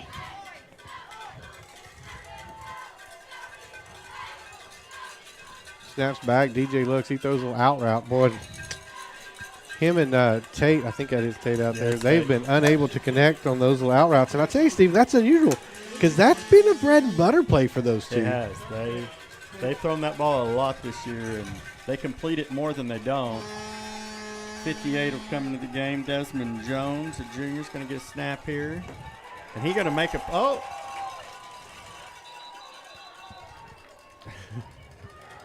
Soto wasn't going down. So it's fourth down. And we're just going to let this clock tick out. We've got 20 seconds, but the play clock's got 23 on it. So I'll tell you what, Steven, we'll wait till this ticks off. Congratulations to the Brock Eagles, the regional semifinal champions. They come back from a 27-10 halftime deficit to win this game here in Vernon at Lions Stadium, 51-27. What a second half performance by the Brock Eagles. You bet. Hats off to the Brock Eagles tonight. Hats off to the Bushland Falcons. Absolutely. What a great season they had as well. You know, when you get down to the final group of teams, it's a privilege to have played that game. So do I see a little rain falling, don't we? Yeah, it is. It is starting to. So is there a second game here today? I don't think so. Okay, so just one here today. So, hey, for the NFHS Network, Bushland Falcon Media, this is Chris Welch and Stephen Lyles. We'll call it a night to end this NFHS broadcast. Thank you very much for joining us.